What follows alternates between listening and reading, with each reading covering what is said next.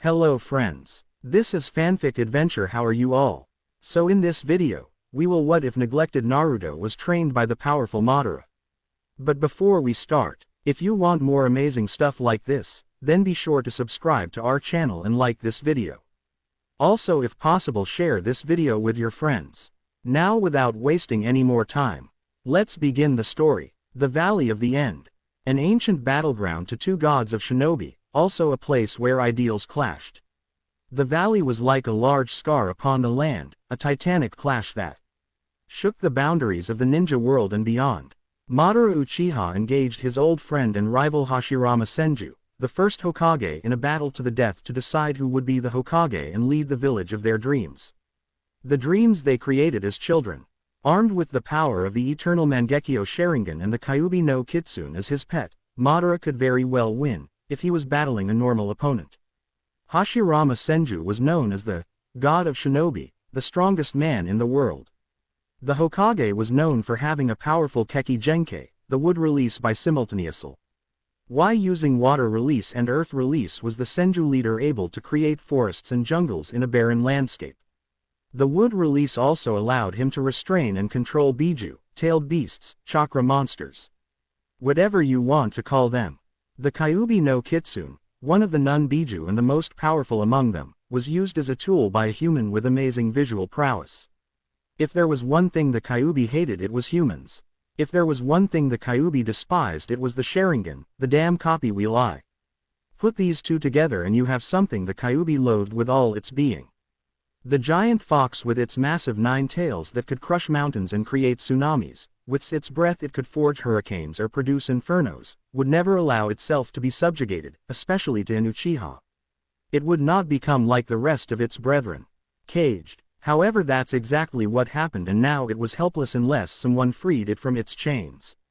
History was repeating itself yet again. The descendants of the two sons of the Rakuto Sennin, Sage of Six Paths, were spilling blood again thanks to their different ideals.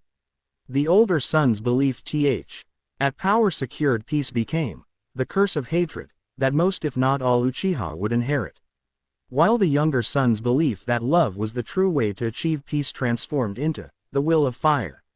An ideal that all in the Hidden Leaf village would learn and accept.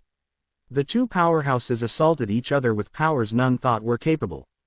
Cutting mountains, splitting the landscape, and overall destruction was what created the valley.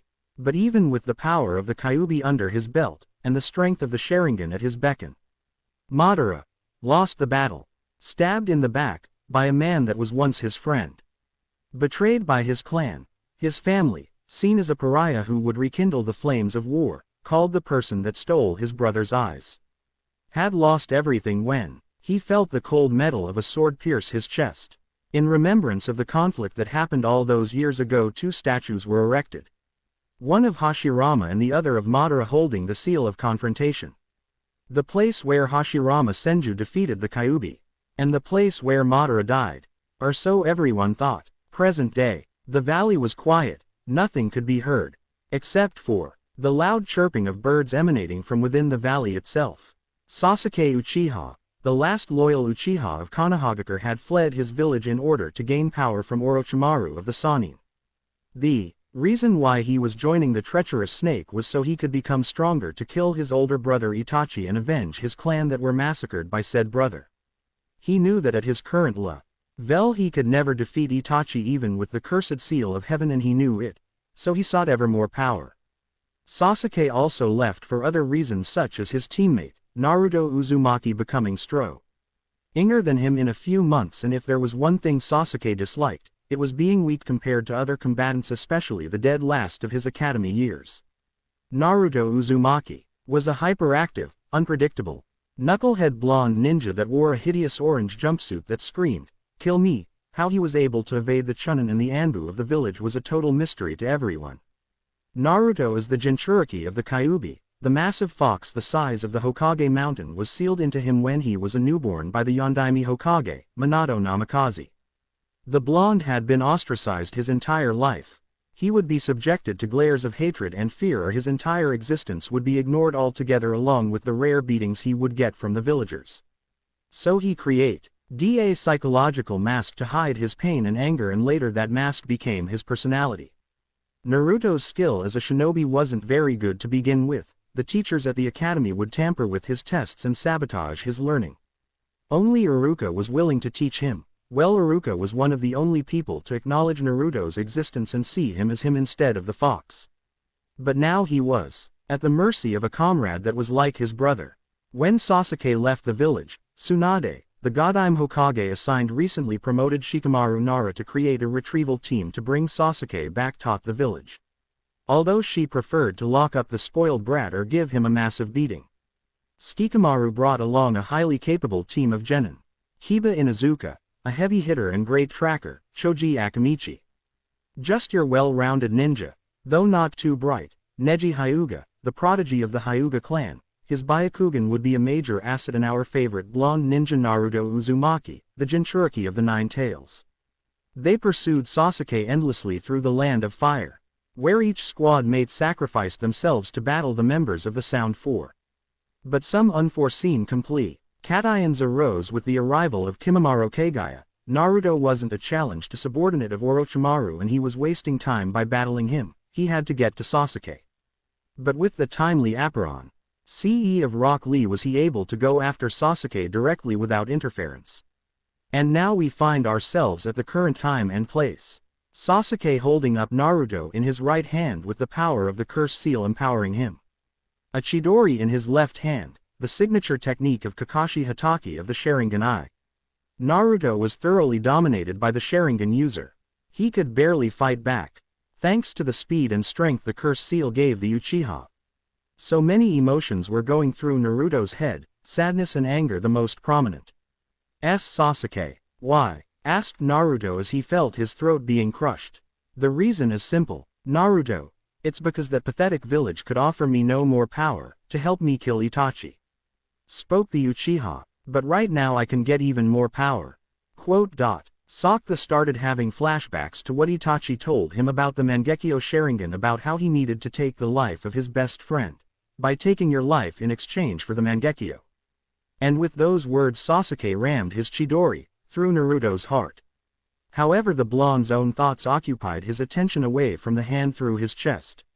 Sasuke, I thought you were my brother. I was happy that there was someone like me out there. I wanted to be like you, strong and confident. All their eyes were on you, praising you. I wanted those eyes to look at me as well. We may have hated each other in the beginning, but I loved it. I loved competing against you, and someday I wanted to be acknowledged by you. Sasuke, thought Naruto as his eyes closed. Sasuke removed his hand from Naruto's chest, an emotionless look on his face. He then tossed Naruto in the water and proceeded to the Land of Sound. Goodbye, Naruto, thought Sasuke as he spared one last glance at the valley. Tears were now visible and they were falling freely from the Uchiha's eyes.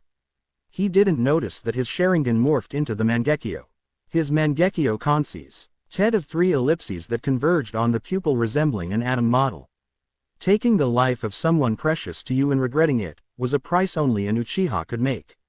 The Kyuubi was lying in its cage with the kanji for seal in the middle. Darkness was encroaching from every corner of Naruto's mind. The Kyuubi felt its own life slipping away with each passing second. The wound is too great for me to heal with my chakra. So this is how it ends, stupid brat. He got me killed, and now I'm going to die within your spawn Kushina, curse you. Yondaime Hokage, for giving me this fate. I hope that pitiful village of yours was worth the price of your son. Shodaime Hokage, your wretched will of fire has been extinguished. Spat the Kyuubi to no one in particular. It closed its eyes as it died, its chakra discreetly dispersing around the world, as Naruto was floating above the river, a gaping hole within his chest. His thoughts were occupied by his pink-haired teammate. I'm sorry, Sakura, I wasn't able to bring him back. I just wanted to make you happy, and that I never got to tell you how I felt. Those were Naruto Uzumaki's final thoughts before the Shinigami claimed him and he drew his last breath of life. Unknown to anyone, there was a third party nearby. It watched the entire spectacle. This figure was wearing a black cloak emblazoned with red clouds. It had a Venus fly trap extension that covered its torso and head. It had short green hair and yellow eyes. One half of its body was completely white while the other half was black, and lacked any facial features except a round eye. That was quite the fight. Shut up, that was the most one-sided fight I've ever seen. If only he called on the Kyuubi's chakra, he would have won, compared to the power of Biju. Orochimaru's cursed seal doesn't hold a candle to it, spoke the plant, human thing. Although, this could present us with an invaluable opportunity, spoke the black half. What do you mean? Inquired the white half. Although the Kyuubi's chakra has dispersed toward the corners of the world, its Jinchuriki's body is still, mostly intact, uttered the black half. Can you still elaborate? Asked the white half. I thought you were smarter than this. It doesn't matter. Jinchuriki are known to have massive supplies of chakra because their coils have to RDEN in order for their bodies to cope with the stress of the Biju's chakra, stated the black half. So this boy has large reserves of chakra. The black half seemed to sigh at its counterpart. Isn't that what it just said? Yes, the average chakra reserves for a Chunin-level Jinchuriki are greater than that of a Kage, said the black thing. However, there's more, because that Jinchuriki was among the last members of the Uzumaki clan, continued the black half. Who were the Uzumaki clan again? Probed the white half. They were an extremely powerful shinobi clan of Fuinjutsu users, sealing jutsu, answered the black half. Fuinjutsu, an extremely powerful ninja art, spoke the white half. The Uzumaki also had great stamina and life force coupled with their extremely powerful and large chakra reserves. A Chunin-level Uzumaki had the chakra reserves of a Kage and so on and so forth. I see, then if this kid lived well into his adult years he would have Biju-level chakra reserves, spoke the plant thing. However, there's more, said the black half, garnering the white half's attention. The Uzumaki were also an offshoot clan of the Senju, who broke away from the clan when they tired from the fighting with the Uchiha. They later fled to an island which they dubbed the Land of Whirlpools, and created powerful seals and jutsu. However, they also had close ties with the Senju. This friendship was strengthened even further when Mito Uzumaki married Hashirama Senju. So this boy is a descendant of the younger son of the Rakuto Sennin, they said. I see now, if we heir to bring the boy to him, he can get what we wants and we can finally finish what he started. He could combine the sage's body and the sage's eyes, uttered the white half. Exactly. So shall we do it? Asked the white half, even though it already knew the answer. Yes. The plant man thing made its way down to the valley and walked across the water using its chakra, where it picked up Naruto's body that was still floating on the surface. It headed to the bank of the river where it melded with the ground and disappeared along with the body of Naruto. Kakashi Hatake, prized student of Th. Yondaime Hokage, was running with the wind at his back and desperation filled his heart. With him was his personal summons, a pug dog by the name of Pakun. It's not much farther, their scent is getting stronger, shouted Pakun. Good Pakun, I just hope we make it, said Kakashi, fear evident in his voice. Then the sight of the Valley of the End was in sight. However, it started to rise, which would complicate things for Kakashi. Double time, Kakashi, we're losing Sasuke's scent, yelled Pakun. At the rate they were going they wouldn't be able to make it. Kakashi and Pakun burst forth from the tree line and gazed upon the valley. They made their way down into the basin at the feet between the two legendary shinobi. I'm sorry, Kakashi, I've lost his scent. The rain will wash away any trace of his scent, spoke Pakun dejectedly. But Kakashi didn't appear to hear him. The silver-haired man was searching the valley for any inkling of another person. Where's Naruto? Kakashi asked out loud. From what I can gather with my nose, Naruto's scent stops here. Even with the rain I would still be able to get a general direction, but it's as I said, informed Pakun. It's likely that Naruto ended up in the river where his scent would be untraceable. Oh, okay, Pakun, take the left side of the bank and I will take the right. Bark when you find any sign of Naruto, commanded Kakashi. He had already lost one student. He wasn't going to lose another. The shinobi and his dog summon searched along the river for hours on end. They didn't find anything. In fact, they found nothing that can prove if Naruto was alive or dead. After 6 hours of scouring the banks of the river, they decided to head back to Konoha and see if any news on Naruto had survived. Or at least that was what Kakashi hoped for. Sasuke, Kabuto and Orochimaru, who had recently traded bodies, were walking through their underground hovel.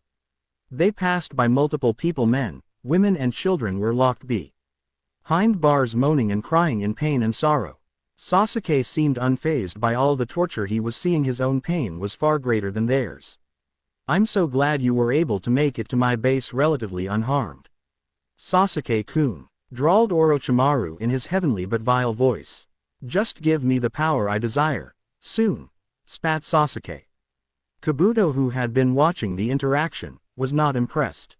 "Should I remind that you are speaking to Orochimaru-sama and that you should show proper respect?" snapped Kabuto as he grabbed Sasuke's shoulder, but flinched when he felt the intensity of the Uchiha's chakra. Such strong chakra, thought Kabuto as he shuddered from the touch. Yes, he's the one that shall be my next vessel. These next 3 years and the future are going to be quite intriguing indeed, thought Orochimaru gleefully as he licked his lips. How right he is. Kakashi had just returned to Konoha, where he met Sakura at the gate just like she was last time. When she asked where Sasuke and Naruto were, he responded with, "I don't know." Kakashi also noted that the rain that was at the valley seemed to follow him all the way back to the village. As he walked to the Hawk-Age Tower, people were running around taking shelter, hopefully to escape the downpour. Kakashi himself was cold and drenched to his very core. His gravity-defying silver hair was downcast and dark, and though you couldn't see his face, you could tell that Kakashi wasn't doing so well on the inside. When he reached the tower, he was about to knock but hesitated at the last second. How would he tell Tsunade of Naruto's disappearance? He knew that she didn't care about Sasuke at all.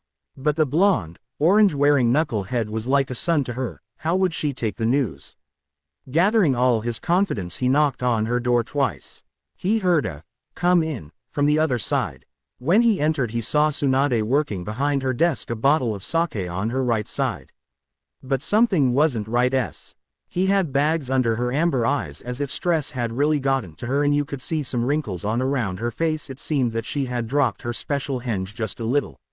"Anything to report, Kakashi?" she asked in a stalwart voice, snapping Kakashi from his wandering eyes. "Yes, Tsunade-sama. I tracked the scent of Sasuke Uchiha with my personal ninkin, Pakun. We found the scent when it started to rain that eventually diluted his scent, making it untraceable," reported Kakashi. Tsunade noted that something seemed off about his report, like something was eating at him. She looked down at her desk. She pondered asking this question, but she needed to know. "And what of Naruto?" Kakashi didn't say anything, but a red flag popped up in his head. "What do you mean? Didn't Naruto arrive with the rest of his squad mates?"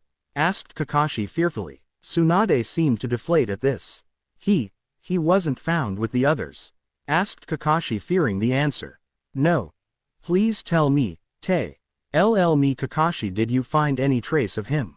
implored Tsunade. "No. Pakun and I searched the valley and the riverside, and we found no remnants of Naruto, only his scent, which stopped at the valley. But Sasuke also wasn't there, but he's alive," replied Kakashi. "I don't care about the spoiled Uchiha. Where is Naruto? Tell me," roared Tsunade. He's spoke Kakashi, but he was interrupted by the arrival of a new voice. "He's dead." Kakashi and Tsunade turned to see Jiraiya sitting on the windowsill, his arms crossed, and he was angry unbelievably, so his visage was marred in an eternal sneer. What?" the two other ninjas said at the same time. Thunder struck in the background, creating a sense of foreboding. "It's true, I was contacted by Fukasaku-sama telling me that Naruto's name was taken off the summoning registration board at Myobokuzen. He really is dead," said Jiraiya angrily. "And he was killed by Sasuke Uchiha." Jiraiya spat the name like it was venom in his mouth. I, stuttered Kakashi. But he was silenced by Jiraiya. "Shut up. Remember back on the hospital roof on how you berated me on trying to teach Naruto how to protect himself, for he would need it when the Akatsuki would come after him?" growled Jiraiya. "But what did you teach Sasuke?" "That's right, you taught him a bunch of fire jutsus and the Chidori, a jutsu designed for killing. You may They sealed the cursed seal's dark effects, but you gave him the power to wield. It almost sounds like you wanted Sasuke to use that power."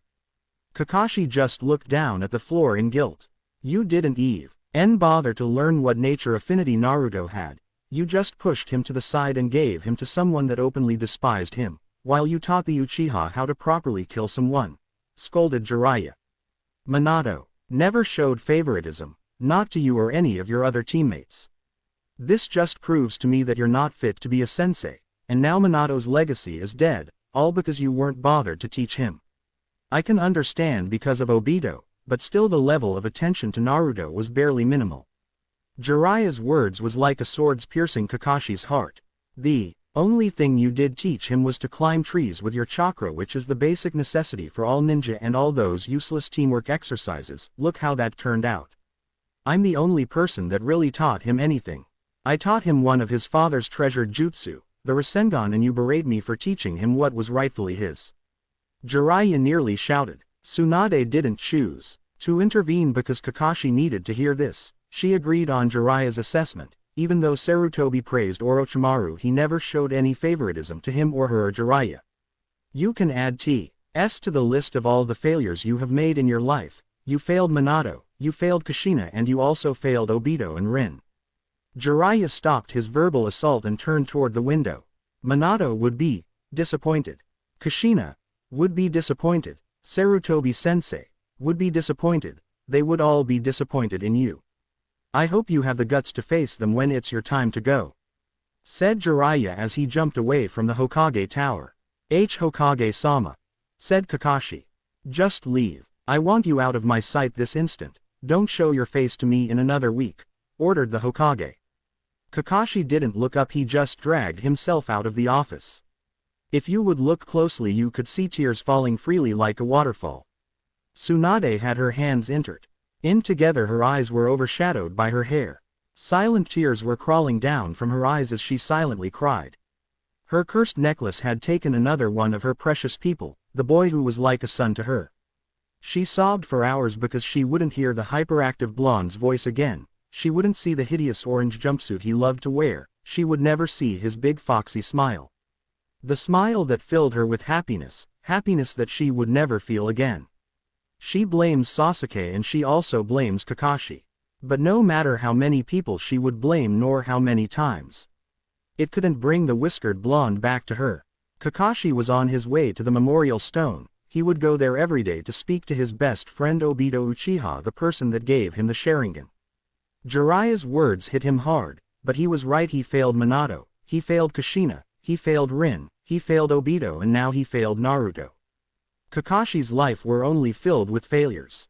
Kakashi-sensei, the copycat ninja, looked up and saw his last remaining student, Sakura Haruno.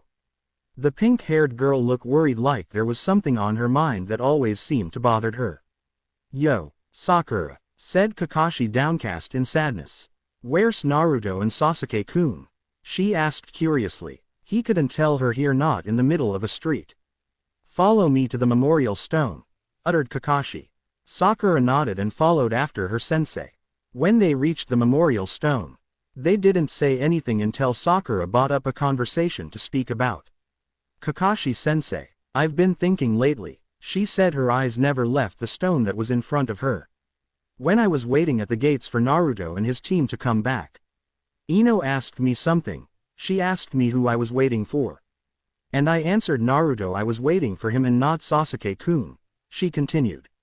Kakashi just listened to her now telling her that Naruto was dead was becoming harder and his guilt was weighing heavily on him. "I then started thinking about Naruto and all he's done for me. I was so cruel to him when he just wanted to be my friend. I berated him when he brought up an idea. And when Sasuke-kun suggested the same thing, I'd praise him for it and not Naruto. I then remembered his promise to me. I could see he was hurt when I asked him to bring Sasuke back. I don't know either he was hurt because he saw me so sad or whether it hurt him because he thought my heart belonged to someone else, but when he put aside his own feelings for my own, I was so happy because he was so selfless and caring. Now that I think about it, he never treated me in a bad way." To Kakashi this was just becoming harder and harder with every word she said. "I then remembered a time when we were younger. I was being bullied by these boys who were making fun of my forehead, but Naruto came over and defended me. Eventually the boys beat him up if it wasn't for my mom who came around the corner. They would continue beating him, so she stopped the boys hitting Naruto. But when she saw that it was him, she turned away and took my hand, saying to stay away from him. I was too young to understand, maybe I'll never understand. Kakashi just let a few stray tears escape his eyes, knowing what her mother meant by stay away from him. Later I became the one who would verbally hurt Naruto and put him down to make myself feel better. Sakura, Kakashi said, but she continued. When we became a genin team, I was so happy that I was on Sasuke-kun's team. Later I was sitting alone by myself when I saw Sasuke-kun. He complimented me on the one thing I hated, my forehead. But now when I look back at our time as a team, I realized that Sasuke would never say that to me, but it was something that Naruto would say. And now that I look back, I figured something out, that the one I truly love, the one that would sacrifice anything for me, even his own happiness, the one that stood by me the whole time, is Naruto. I love Naruto, and when he comes back I'll tell him that, and then I'll share my feelings with him, she said with pure determination. I used to think that I knew what love was, but it was just some wayward crush. True love is putting one's happiness above your own, and that's what Naruto would do for me in a heartbeat, but I want to be happy with him. This was hard for Kakashi. He would have to tell, she deserved to know. So when will Naruto-kun and Sasuke-kun be back? She asked with unrestrained glee. That's the problem, Sakura, said Kakashi. The pink-haired girl was confused. Why was Kakashi so sad? There were complications on the retrieval mission, spoke Kakashi with his head still down. What do you mean? She was fearing the worst. What did Kakashi know that she didn't? Naruto is dead. Those words seemed to shatter glass. No, it can't be, she muttered as she took some steps back. Her eyes were now watering and she felt this pain in her chest, like someone clenching her heart. He was killed by Sasuke. That was the final nail in the coffin as Sakura's waterworks started to flow. She ran out of the training ground, leaving Kakashi alone. Kakashi didn't make a glance at the memorial stone. He was just filled with guilt. He dropped to his knees as his tears started again. Minato-sensei, I'm sorry I failed to protect your son, said Kakashi as he freely sobbed. No one had ever seen this side of Kakashi, not since Obito died. Shikamaru Nara was waiting in the hospital. No news had come in from his team mates. Even worse, there was no news on Naruto. He battled a powerful member of Orochimaru's elite followers. She used summons and a strange flute. If it wasn't for the arrival of Gaara's sister Temari, then he would be dead. The only injury he suffered was a broken finger. He saw something in the corner of his eye. Tsunade, the Godime Hokage, walking towards him. He could see visible tear streaks. Shikamaru, we need to talk. She now had his undivided attention. It's about Naruto. Hope seemed to fill Shikamaru until it was knocked down by the news she gave him. It can't be. No, he shouted within the hospital. I will call a council meeting and then I will inform the village. I'm truly sorry, she said as she started crying again. She turned her back on the young Nara as kept chanting, no. The council room was filled up. The semicircle-like table was in the middle with the heads of the respective shinobi council on the left and the civilian council on the right, with the elders in the middle. Then Tsunade walked in slowly, her head down, which seemed to spark something in the minds of the shinobi council and the elders. Why have you called us today, Tsunade-sama? Asked Kaharu Udatane, one of the Hokage's advisors. I came to inform you of the results of the retrieval team tasked with capturing Sasuke Uchiha and returning him to the village, she said emotionlessly. So has Uchiha-sama been returned to the village? Asked a fat member of the civilian council. No, the mission was a failure. It resulted with a shinobi being mildly injured, to another that would require care for a few weeks. 2 critically injured and 1 death. So who were the shinobi that were wounded? Asked another civilian member. The one that was mildly wounded was Shikamaru Nara. The other that would require some treatment is Kiba Inuzuka, and the 2 that were critically injured were Choji Akamichi and Neji Hyuga, informed Tsunade. And who was the one death? Asked Hiyashi Hyuga, generally curious. Naruto Uzumaki. He was killed by Sasuke Uchiha, choked Tsunade. When the civilian council heard the news, they immediately started to cheer, happy that the demon was gone and that Uchiha-sama saved us. When the shinobi council heard this, they were both saddened and repulsed. Saddened by the blonde's passing because they believed he was a pure soul who couldn't do anything that would make him evil. Because they weren't idiots, They knew the difference between a kunai and the scroll it was sealed into. And they were repulsed by the civilian council's total disregard to the blonde's life. The elders were worried. They had lost their Jinchuriki, their military power had taken a nosedive. If word spread to the other nations that Konoha had lost its Jinchuriki, then the other nations may attack. Tsunade was barely controlling her anger at the stupidity of the civilians. Until one of them asked a stupid question. Hokage-sama, we the civilian council request that a statue be erected to honor Uchiha-sama's great deed. Shut up, no, I will never create a statue for that spoiled brat. He just abandoned the village, joined Orochimaru and killed a Konoha nin. The Godime Hokage hereby declare Sasuke Uchiha a wanted nuke nin, announced Tsunade, her anger overweighing her sadness. The Shinobi Council second this declaration, said Shikaku Nara. All this, other Shinobi clan heads nodded at this. Later the village was informed of Naruto's death and Sasuke's defection. Half the village were cheering and throwing parties in celebration of the death of the demon, while the other half were sorrowful because the blonde had done so much for them already. When Gaara heard the news, he was crushed. The first person that treated him like someone worthy of existence was dead. He made a vow that he would strive to become great to serve Naruto's legacy. He would not allow revenge to consume, but should he come across Sasuke Uchiha, he would not hesitate to kill him. Iruka was angry and sad, but mainly angry. The person that was like a younger brother to him was dead and the idiotic villagers were celebrating. He knew what kind of life Naruto led, he acknowledged his suffering. But he was even more disappointed that Naruto's death was at the hands of another of his students. He decided to lock himself in his apartment and no one had seen the scarred Chunin for a whole week before he revealed himself. To everyone around him, he was a mess. He had bags under his eyes and his cheeks and eyes were red and puffy, probably from all the crying. Out of everyone that was informed of Naruto's death, Konohamaru took it the hardest. He locked himself in his room and hardly came out for a week until Naruto's funeral. The whiskered boy was like an older brother to him, but now he was gone. Just like his grandfather, the Sandaime Hokage. He wasn't for a long time. The smell of ramen didn't jolt him from his depression, and even the mention of Naruto's name around him made his depression worse and worse with each beating second. He hadn't felt like this since the death of his grandfather when Orochimaru invaded the village with help from Suna. It was always raining after Naruto's death. It rained non-stop as if the heavens were weeping, that such a pure soul was gone. Everyone that liked Naruto or had met him in person attended except Kakashi, where he wasn't invited, and Jiraiya because it was too painful for him. The people that did attend were all the Konoha genin in the last Chunin exams along with their proctors and senseis. Even the Sand siblings went. The funeral lasted for a few hours where everybody started to leave but one person stayed. This person was Konohamaru Sarutobi. He just looked at the tombstone without a body. I promise that your sacrifice won't be in vain. I will continue your legacy and become stronger for your sake, Naruto Nisan, said Konohamaru as he made a promise he intended to keep. At Myobokuzen, the elder sage was in deep thought. How could someone like Naruto die so early? He secretly knew that Naruto was the child he spoke about in his prophecies. So why did the world think he was dead, unless Annette? Her force may have a hand in bringing Naruto back, and the elder knew that whatever it wasn't good.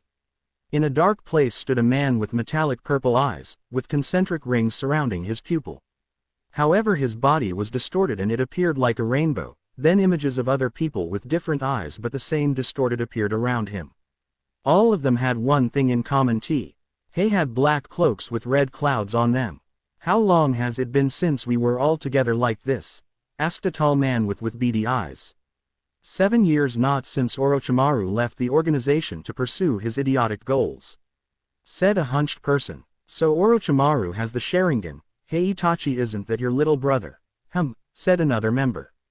Itachi didn't visibly react to this jab, nor did he speak in any other way. The Kyuubi Jinchuriki is dead, said the plant-like member among them. Really, Zetsu? Who killed the Kyuubi Jinchuriki?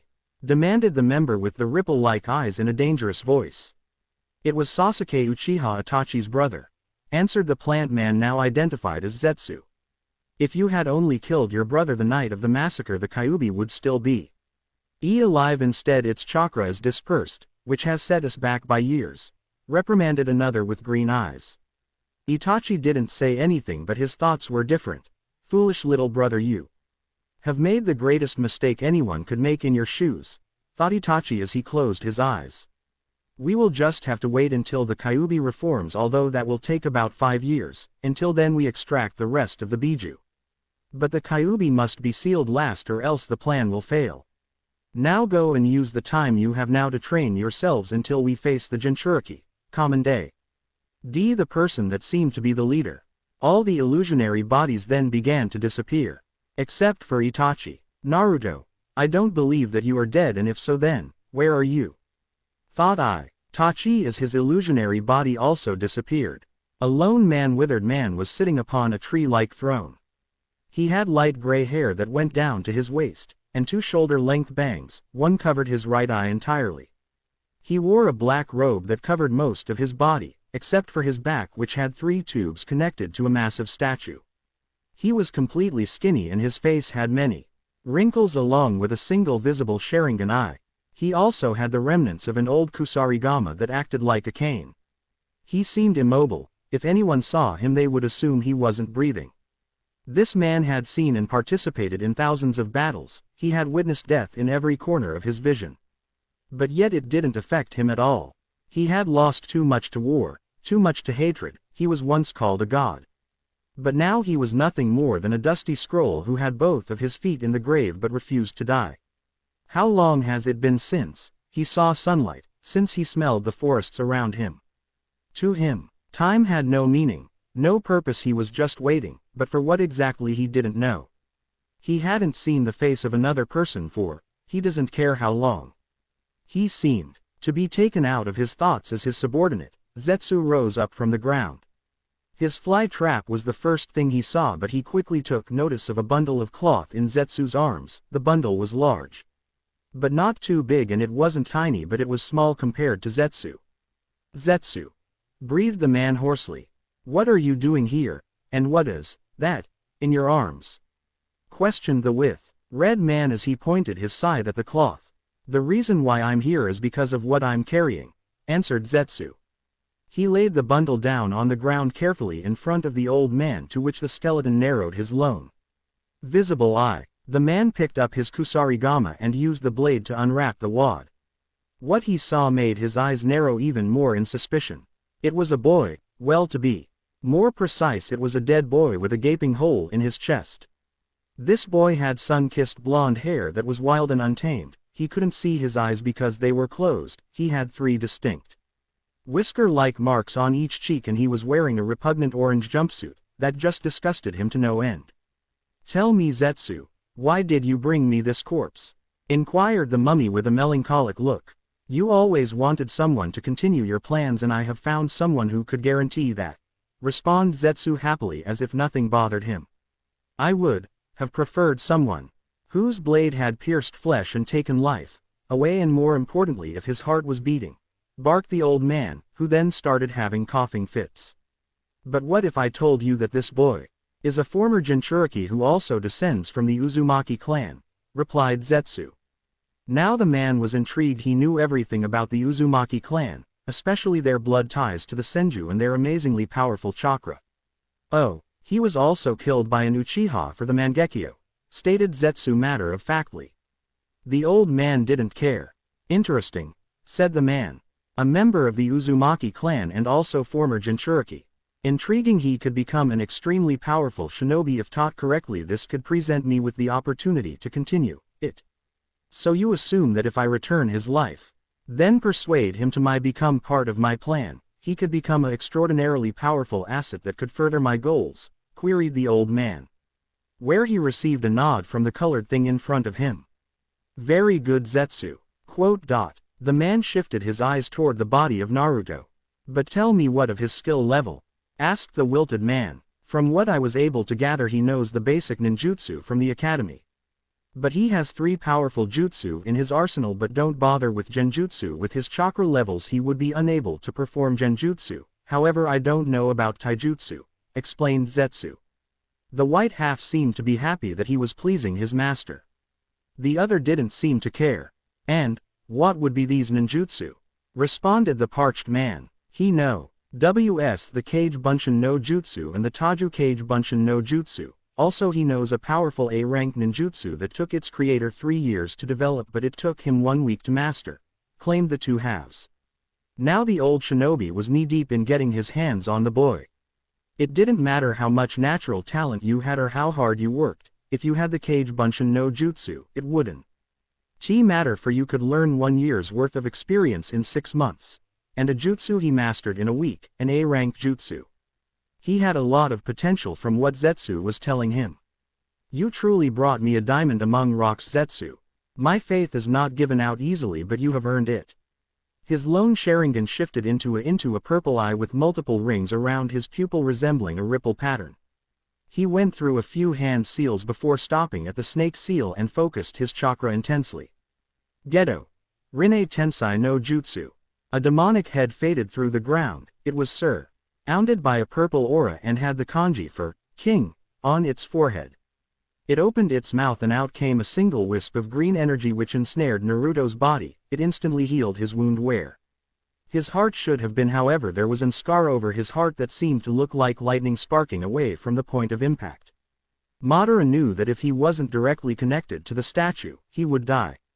A few seconds passed and one could hear heavy breathing coming from Naruto. He was alive but he was unconscious. He will not awaken for a few more days, so Zetsu begin a blood transfusion. Zetsu nodded at his master's command and readied the necessary things required for a transfusion. A few hours later the transfusion was a complete success.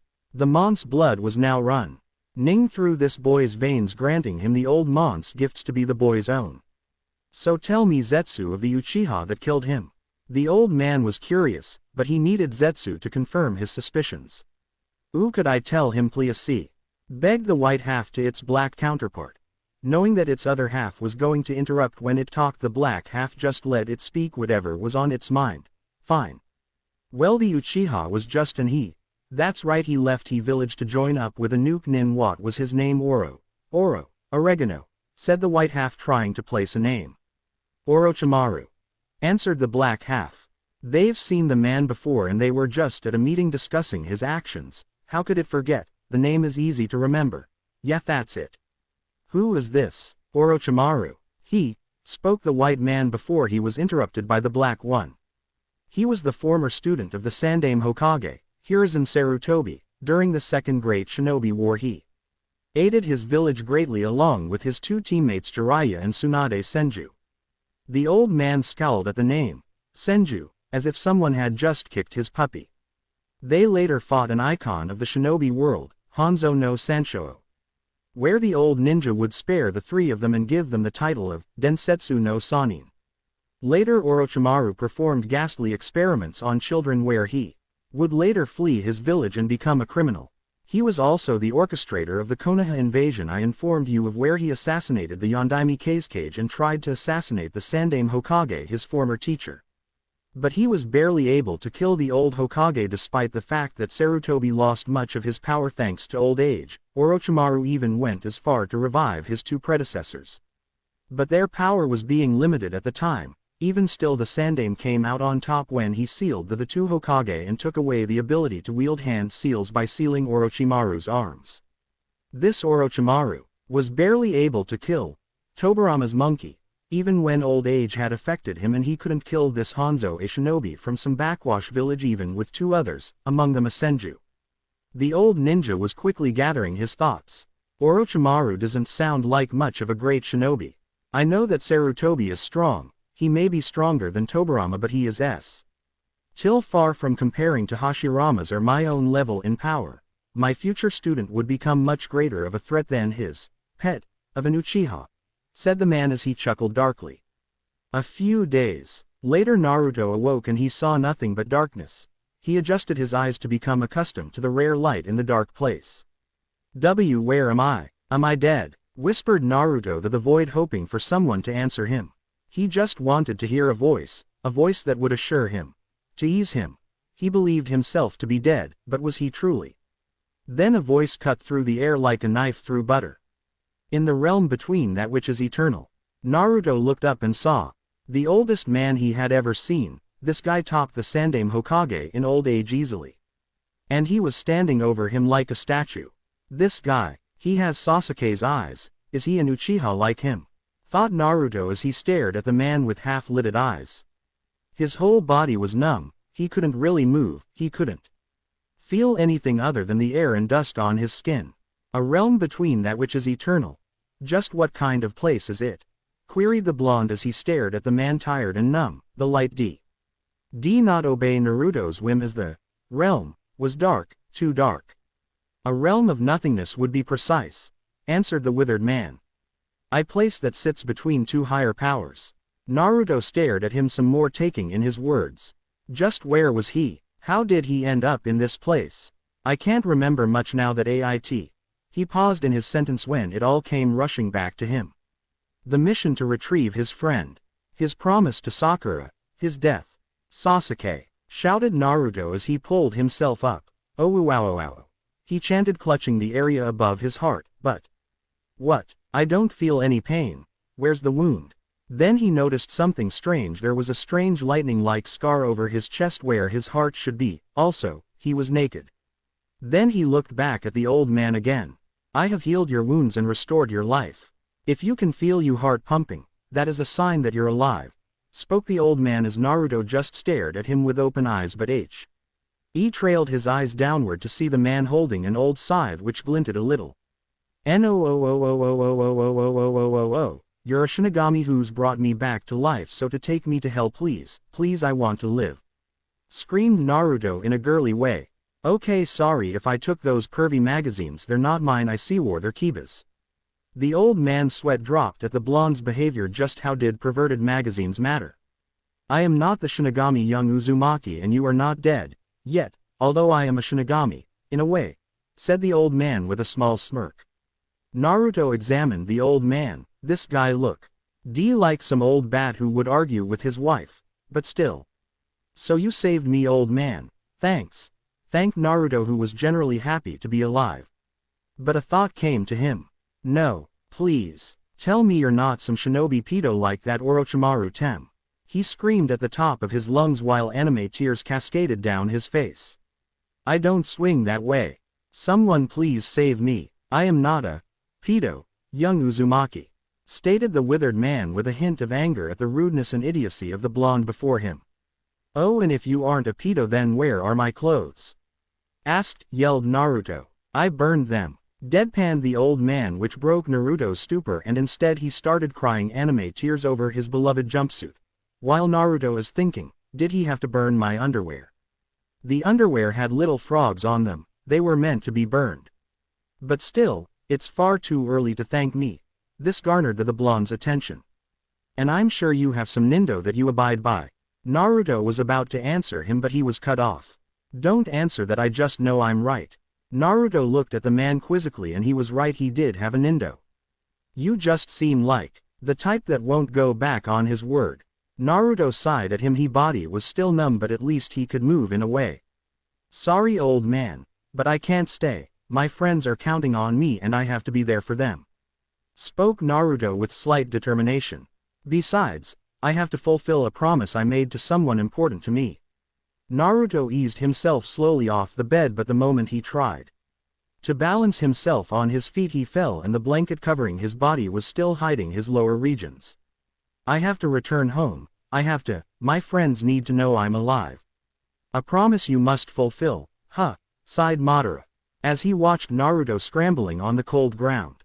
I have just brought you back to life. Your muscles and internal organs are just starting to function again. It will take some time to fully recuperate from your revival, and if you move around more you'll only damage yourself even more and you may die again. No, I can't give up. I don't care if you revived me, I will return to Konoha. Grunted Naruto as he tried to pick himself up off the floor but failed, for his body was still too weak and he could feel this pain inside him like his stomach was twisting itself. The old man sighed as he continued to watch the boy try and fail to leave the dark hovel. But the blonde could barely lift himself up off the floor, and he would kill himself unless he got rest. Why do you repeat the same action but expect a different result? Asked the man as he watched the boy continue to fail in his attempts. That he had to admit the child had determination. Because I don't give up and I always keep my word, for that's my Nindo.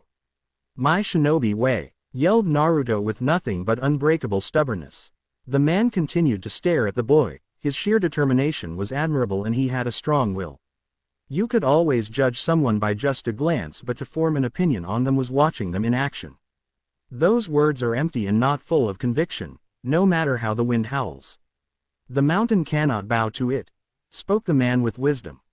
Saying something is far different than doing something. You have yet to realize that this is your birth by sleep. To wake up from this reality and accept what is before your eyes. But Naruto felt some stray tears prickling at the corners of his eyes as he lay on the dirty ground, his face buried on the cold floor. He was helpless and he couldn't get back to his friends. No matter what he tried, he couldn't leave, so he reined his composure and accepted that he wasn't going anywhere for now until he had recovered. The old man placed his scythe cane by the bed and helped Naruto back onto the bed gently. "Just who are you?" whispered Naruto as he laid back on the bed. He deserved to know the name of the person that brought him back to life at least. The man walked over and sat atop his root-like throne and cleared his throat, amassing the boy's attention. "As to who I am the ghost of the Uchiha. I am Madara Uchiha," said the man now known as Madara as light seemed to fill the dark. Naruto, with his eyes adjusting to the room, saw and beheld a large flower as tall as a mount. Ain, with a massive statue sitting in a lotus position with its hands chained together, and there were small tubes connecting the statue to the man. Naruto looked back at the legendary shinobi dumbly and then he laughed. "Yeah, right, you're Madara Uchiha, as if Madara is dead." Madara's sweat dropped at the blonde. First of all, it was easier for him to believe that the old man was the Shinigami, Seiko. He originally thought he was a pedo, and third, he had the Sharingan. "Look into my eyes, Uzumaki." Naruto saw and beheld Sharingan eyes. One was hidden behind his bang. Naruto had forgotten about those eyes where he chanted "stupid" multiple times in his head for not noticing them. "So you are Madara Uchiha," stuttered Naruto as he peered into the blood-red eyes that reflected anger and hatred. "Yes, and I have also given you the power of the Uchiha clan," spoke Madara with little emotion. I can awaken the Sharingan?" asked Naruto with a hint of excitement. "Yes, and you can use the bloodline like any other Uchiha," replied Madara. "Cool," said Naruto with a small smile. "You know, old man, you ain't half bad." Naruto was smiling his foxy grin. He didn't care now, he could get those cool eyes and maybe he could perform genjutsu. Yes, but young Uzumaki, tell me, what do you think of this reality?" asked Madara. He needed to know if he was going to coerce the blonde to help him. "What do you mean?" inquired Naruto as his happy expression faded away. "What I mean is, what do you expect from this world?" pressed Madara. "Well, I expect love and friendship in this world and hope a place where people would understand another and not have to fear and hate each other," responded Naruto, but Madara scoffed at the idea. "In this world people don't get what they wish most, and that is a fact. We are subjected to the whims of this reality, that is filled with suffering and hatred. When there is light there is also darkness, one cannot exist without the other. This world is full of pain and futility, those are the only things that exist in this reality," uttered Madara. "There are only winners and losers in this world, along with the selfish desires to create a lasting peace. But there can be no peace when the world is flooded by rage. The selfish desire of peace will only be temporary and war will rise. Hatred is birthed from the protection of love and more hatred will follow after it like vultures. Everything I have said is nexuses, bound together by an unbreakable chain that keeps adding on to its links. The chain cannot be broken, for we all wear it. There is nowhere to break the chain. Normally, what you say has some truth to it," muttered Naruto as he looked away from Madara.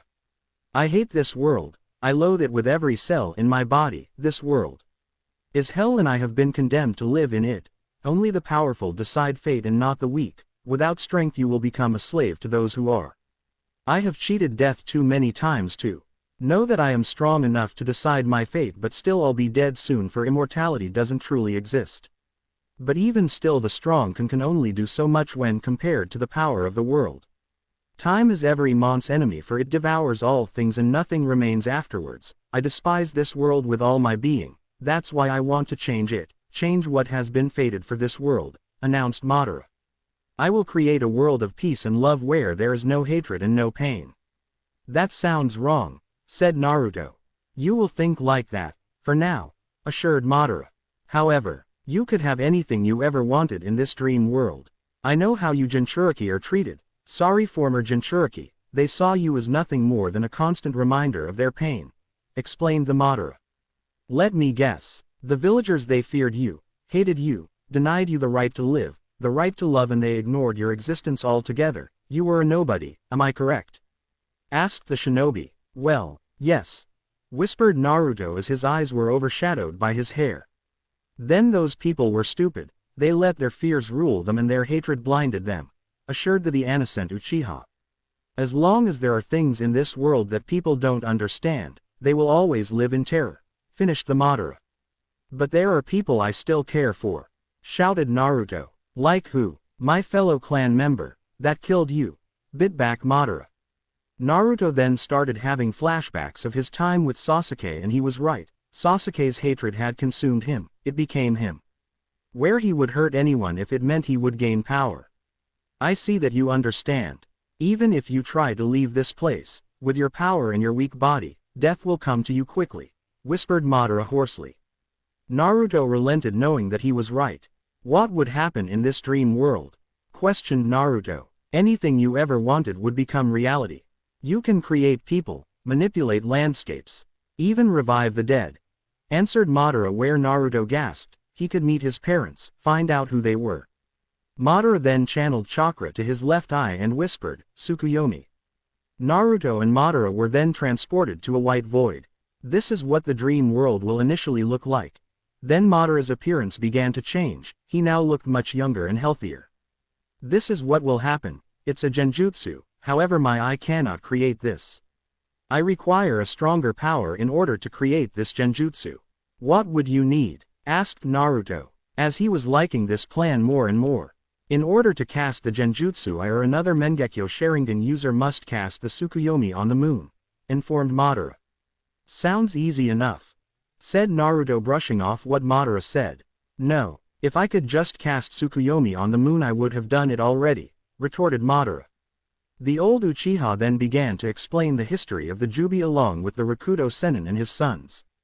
I see we require the power of the Jubi as a catalyst so we could cast the Tsukuyomi on the moon, said Naruto, understanding everything he was told, surprising Madara with his intelligent talk. Exactly. However, in order to revive the Jubi we need to combine the 9 Biju and seal them within the Geto Mazo, and then one of us would become its Jinchuriki and we cast the genjutsu on the world, forcing everyone into the dreamscape, explained Madara. I have given you my blood which will allow you to control the Geto Mazo, however you require the Rinnegan to summon it. Naruto and Madara were now out of the genjutsu. Uzumaki, I gave you a second chance, so will you repay me someday? Queried Madara. Naruto's eyes were downcast and his hair was covering his eyes. But he nodded his head. This was the perfect chance for revenge against all those idiotic villagers. So, now is the time to ask, what is your first name? Asked Madara. My name is Naruto Uzumaki, announced the blonde Uzumaki, dropping his psychological mask. Maelstrom, that's a strong name, a good one too, and do you have any regrets? Pressed Madara. I regret not killing Sasuke Uchiha, proclaimed Naruto as he made eye contact with Madara. However, instead of the ocean blue that they were now blood red with 3 tomo surrounding the pupil. However, the pattern changed into a 3-pointed scythe surrounding his red pupil. The eyes pattern almost looked like they hungered for death, to take lives, almost like a Shinigami. Eyes reflected the person's soul. Those eyes reflected the need to harvest life itself. Very well. From today you are now my student, Naruto, said Madara with a small smile. Today we will commence the Eye of the Moon plan, said Naruto, and bring peace to this world. She was crushed. Why, the boy that had apparently loved her was dead. It hadn't been a month since a certain blonde ball of energy passed on. She wasn't the only one suffering. Hinata was too. She had a crush on the idiot, but she never had the courage to tell him. Now she had lost her chance as well. She was so useless. If only she may have been stronger, she could have been there to help Naruto. But no, She was busy fawning over someone that hated her. She was so blind to the obvious truth that the orange-loving kid with the ocean eyes saw her as the center of the world. But now he was gone and it seemed the village just felt empty, devoid of emotion. A dark gray had cast itself over the village, leaving all the color behind in favor of the dull, lifeless color. The sun seemed to shine less brightly over the buildings and people, and its light was no longer warm and soothing to the touch, and it wasn't cold either, it was just in between. She missed the warmth she would feel every day, but the warmth she received when around him was almost like standing next to a sun. She never got that feeling when around Sasuke, to be precise. All he was, is and will be. Cold like the moon. The sun had lost its warmth and the wind was cold. It now rained more often ever since he died, and it was supposed to be called the land of fire, not land of sad rain. Now she knew how a Megakure felt. But why did it rain more often than it ever has?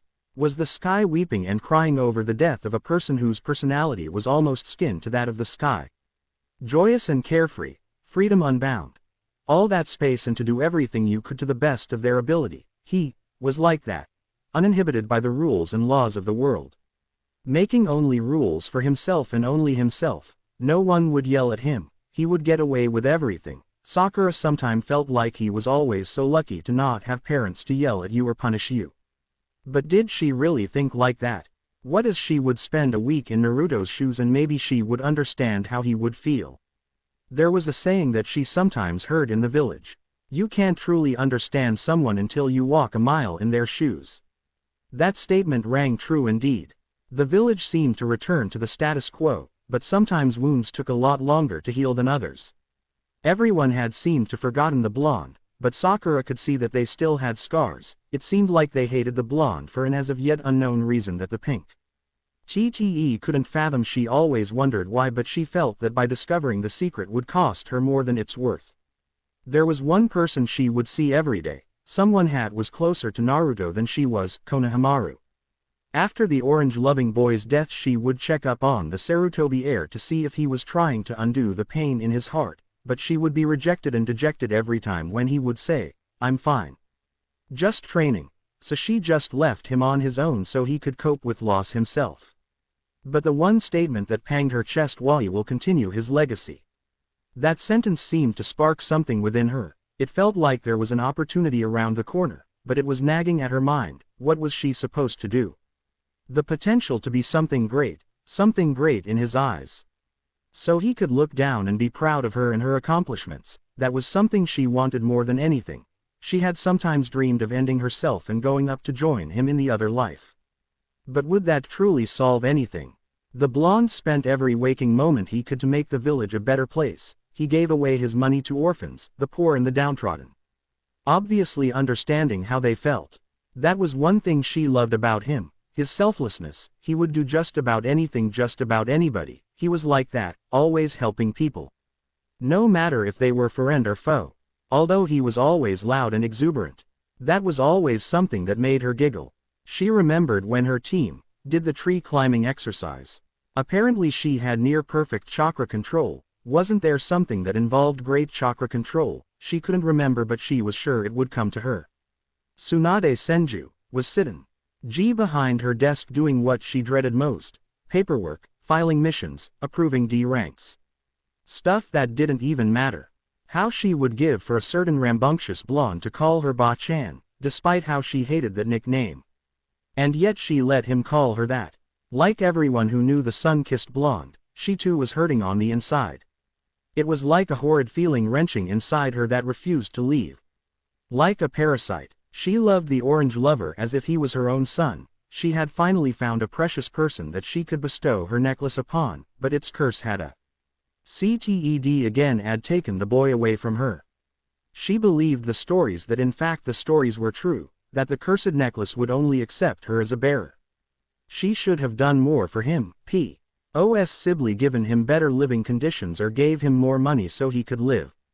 Apparently, Naruto had gathered up quite a bit of money thanks to all the missions he would do. But she heard that He rarely spent it and he only brought things he needed. But there were other things he needed, such as friends, family and love. He spent his money on others' needs that he didn't focus on his own. He had plenty of money. And he rarely met up with his friends, that he never really formed bonds with them, or his friends just thought he was a nuisance and idiot and avoided him like all the others. He could have gotten better clothing than that jumpsuit, she thought. Naruto, whenever he had gotten any money after becoming a shinobi, he gave it away to orphans and the orphanage. But after he died, the orphans stopped getting any funds. Even the matron that run the place came in and told her about it, though when she asked she always said it was signed as anonymous. That boy, heart of gold indeed, that knucklehead was nothing but a kind of spirit, filled with nothing but everything positive, and he was the purest soul you could meet. She believed that he would earn the acknowledgement of the village someday. But now, today or any other day, she turned her head to the left and picked up a picture. It was her and the sun-kissed blonde, on the road back to Konoha where she would become Hokage. In the picture she was hugging him and they were both smiling wildy. He really was like a son to him. But now he was gone. Thanks to the Uchiha, she issued a capture on sight order if her ninja ever saw him. She wouldn't kill him. That's not what he would want. Plus the civilian council and the elders pulled some strings and passed her judgment, because they needed the Sharingan. What a load of bull, she thought angrily. The Sharingan was an asset the councilors believed was vital to the power of Konoha. They also claimed since the Sharingan could control the tailed beasts that they don't even need the Kyuubi. But there has never been an Uchiha that could fully control the power of a Biju since Madara Uchiha, so therefore it was unlikely. Tsunade was brought out of her musings when she heard a knock at the door. Wondering who it was since she sent Shizune on an errand that needed to be done, she ushered the person in. To her surprise, it was Sakura Haruno, Naruto's teammate. Now she was confused. What does she want? When Tsunade first laid her brown, honey eyes on the pink, the very first thought that came to mind was fangirl. That thought was even furthered when she saw Sakura embrace Sasuke as if her life depended on it. She also saw the pained expression Naruto had when she hugged Sasuke, that spoiled brat.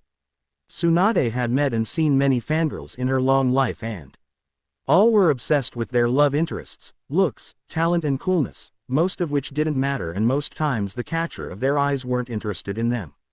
So basically they were chasing after mirrors.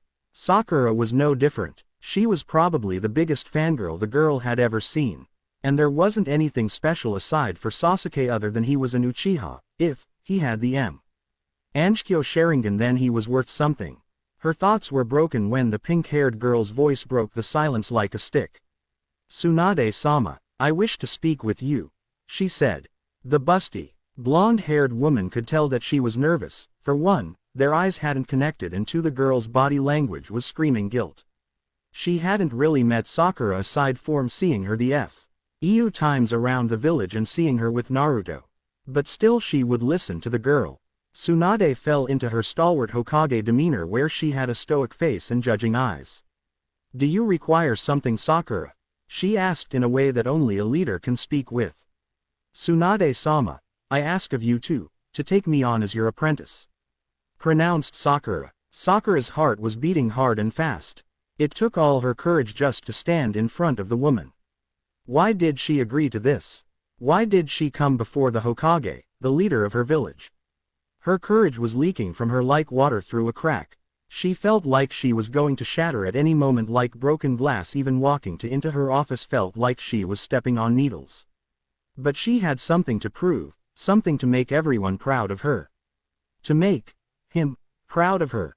She wanted to stand tall as a kunoichi, a strong, confident one, which was not at the moment. Tsunade was genuinely surprised. She never expected this question to come from her. But still, why? She understood the request easily, but there must have been an ulterior motive behind it. But why herself? There were plenty of other tutors in Konoha, even Kurenai would be acceptable. But training directly from the Godime Hokage herself, the strongest woman in the world. This was no coincidence, and why did she get the feeling that it was connected to a certain someone?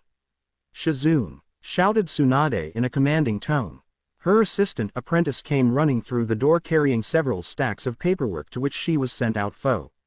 Arin had just returned, and somehow Tsunade knew she was there. Yes, Tsunade-sama, she asked. Whenever her Mazer used this tone of voice, she was always a bit peeved. Please bring me the file on Sakura Haruno. she ordered, still in her stalwart face. Shizune nodded and quickly left the room for the file. The two kunoichi left in the room were quiet like the grave. Tsunade intertwined her fingers and placed her hands in front of her face. She was studying the girl in front of her. The first thought that came to mind was, fangirl, the bane of all true kunoichis.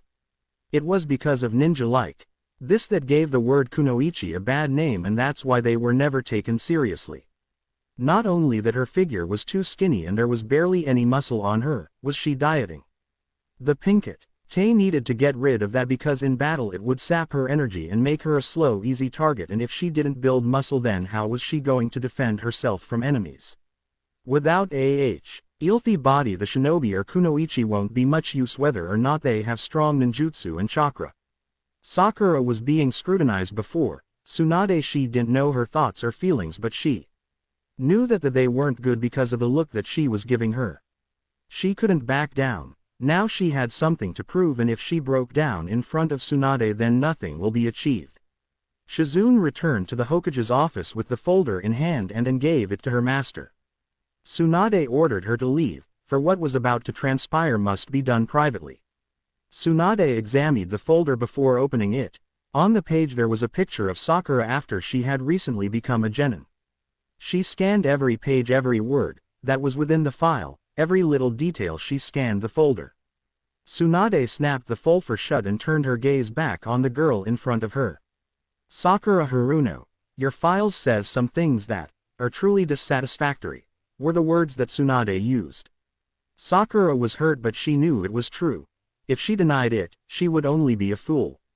It says, doesn't take shinobi skills and training seriously, too obsessed with personal affections that get in the way of teamwork and concentration, spoke Tsunade blankly.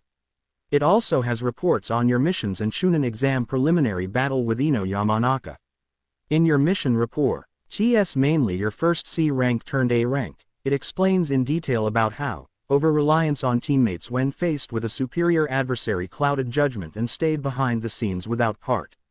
I see iPadding once in team action to save their sensei who was trapped. Then there's the report on your prelim match with Ino Yamanaka. Chosen words are, pathetic.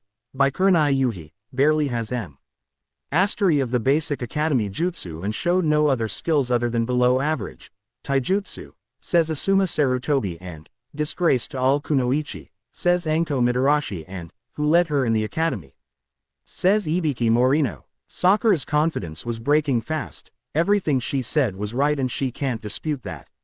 But this is not important, spoke Tsunade as she finished reciting the report. Why do you wish to become my apprentice, Sakura? That was the question Tsunade wanted to know the most. Because I wish to be a strong kunoichi, and serve the Leaf Village and become an admirable medic nin, spoke Sakura with false confidence. No, was what Sakura heard. She looked up and saw Tsunade looking at her sympathetically. Sakura, tell me the truth, why do you want to become my apprentice? Queried Tsunade. Sakura gasped at the answer. The Hokage knew she was lying, but she just wants to know the real reason why. I want to become stronger. I want to learn medical ninjutsu so I can save people. People die, I know that, but doesn't mean we can't give them the chance to live. I don't want people like Naruto to die.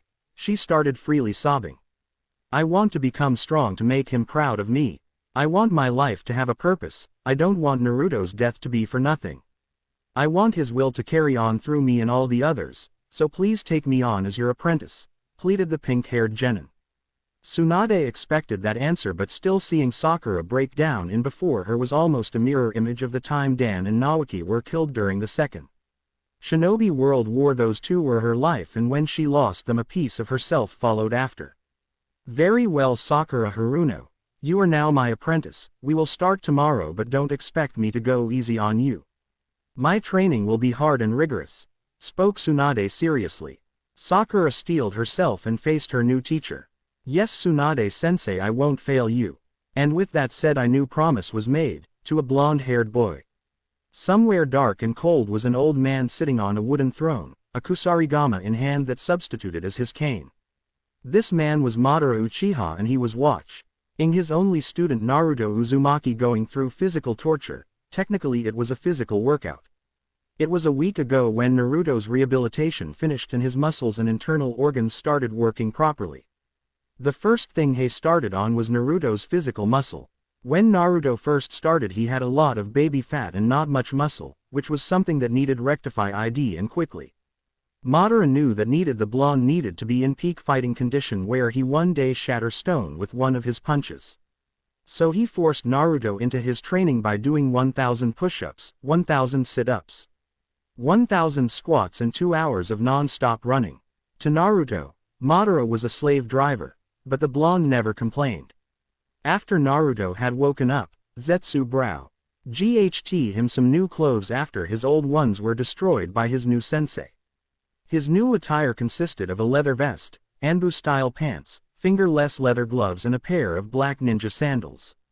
When questioned how Zetsu got them, it didn't answer, but the white half did. It explained that the big flower was growing even more white Zetsus and that the artificial humans can turn into other people and they bought the clothes with fake money. So that was how Zetsu got the clothes, no more questions were asked. Surprisingly, Madara had a quaint knowledge of Fuinjutsu. He immediately created gravity seals designed for Naruto to increase his speed, strength and physical mass. And it was a great plan. Already Madara was able to see the results of the Tor training he had Naruto undergo. There was the faint build-up of muscle where the body parts that Naruto targeted someday that muscles would become hard as wood. Over the week Madara had gotten to know the hyperactive blonde and he was intriguing. Even after dropping the psychological mask, Naruto still held on to some of his tendencies. He had a peculiar obsession for ramen, calling it the food of the gods. He still liked the call orange despite the verbal beating he got from Madara saying that orange was a stupid and useless color, to which the two argued for hours on end saying whether or not orange was or was not a stupid color. But Naruto sported a small smile afterwards. But now Naruto was a quiet and reserved individual. He never complained, well, not to Madara anyway, and he smiled less. And it seemed like Naruto was really bitter towards the people of Konoha, which was what the old Uchiha wanted. A great change to Naruto now was that he was a perfectionist that didn't stop until he fully mastered what he was learning. Which reminded Madara of himself. But the most amazing thing about his student was that he had untapped potential lying within him, as if a great flood was being held back by a wall made of sticks. You didn't need the Sharingan to see it. Even without the Kage Bunshin no Jutsu, it was there. He was pleased that Zetsu brought him the boy. He now had a powerful weapon to carry on his legacy and complete what he had been planning for years.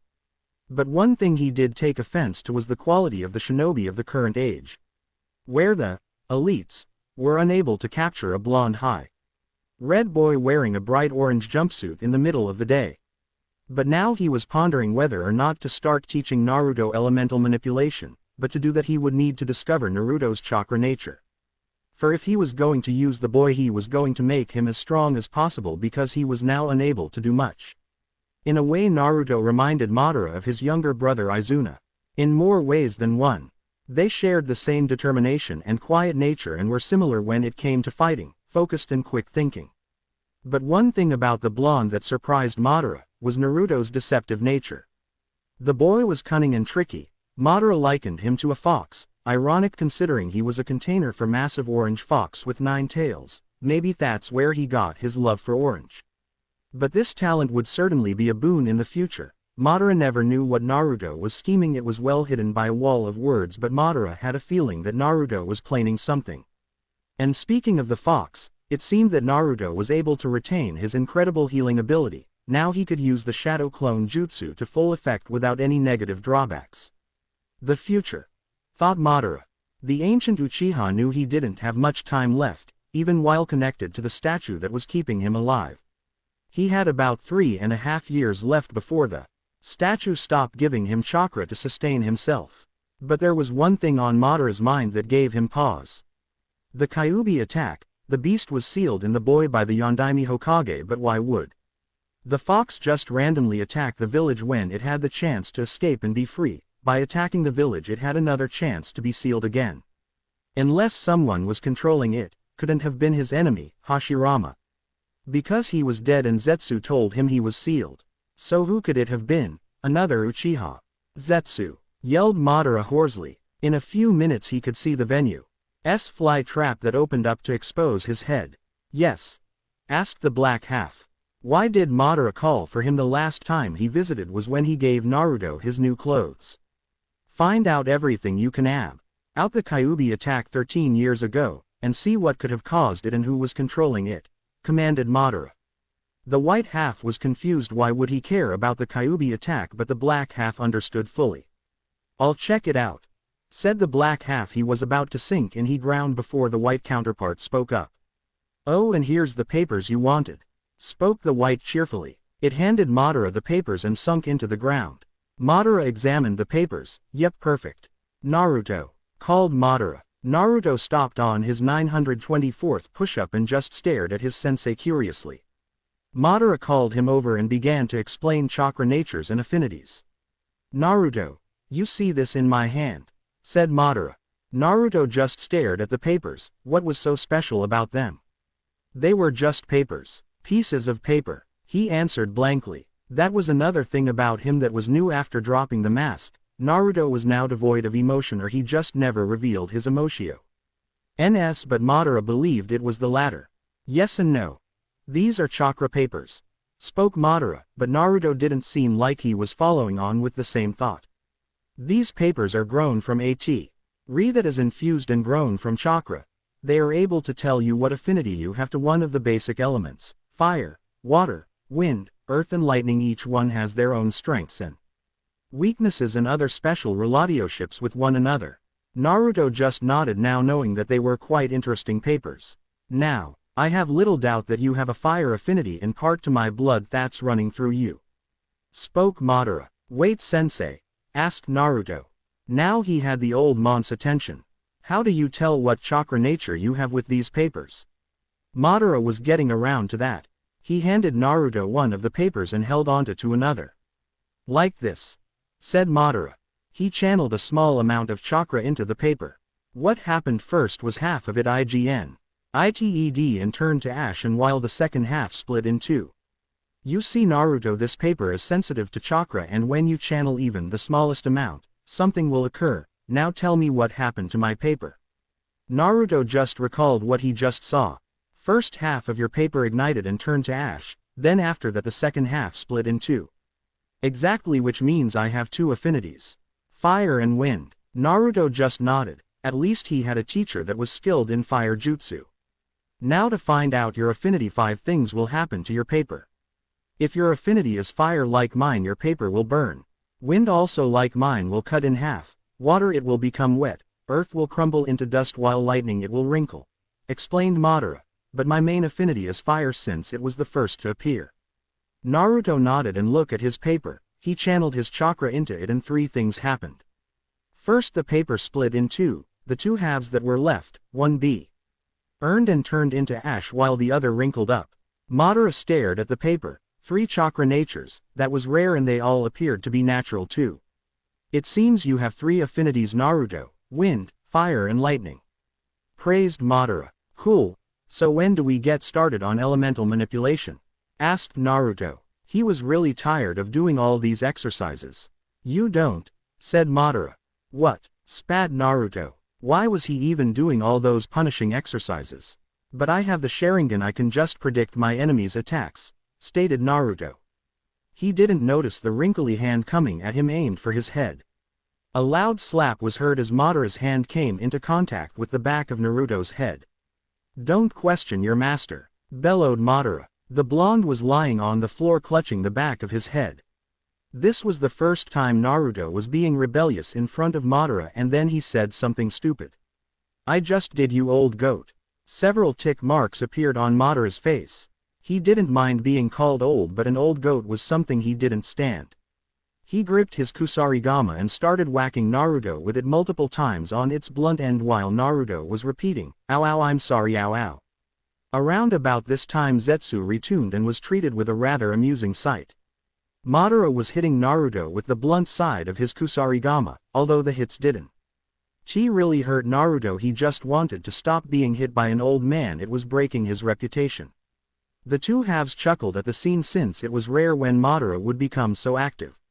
After a few minutes of discipline by Madara, The old Uchiha sat back down in his throne-like chair. Naruto, there is a limitation to the Sharingan, said Madara, gaining the blonde's attention. Even though we can see all our opponent's movements doesn't mean we can intercept them all the time. You must train your body to be able to overcome every threat, and the Sharingan will be your tool to further overwhelm your opponent. Because even if you can track their movements, your own body will not be able to keep up with your opponent's, explained Madara. That's why I gave you weight seals to increase the amount of speed and strength within you attacks, while your other exercises are to increase you stamina. Now Naruto understood. If he only explained that to him in the beginning. You could have just said at the beginning, mumbled Naruto. I wanted you to figure it out, said Madara. But Naruto was surprised by that statement.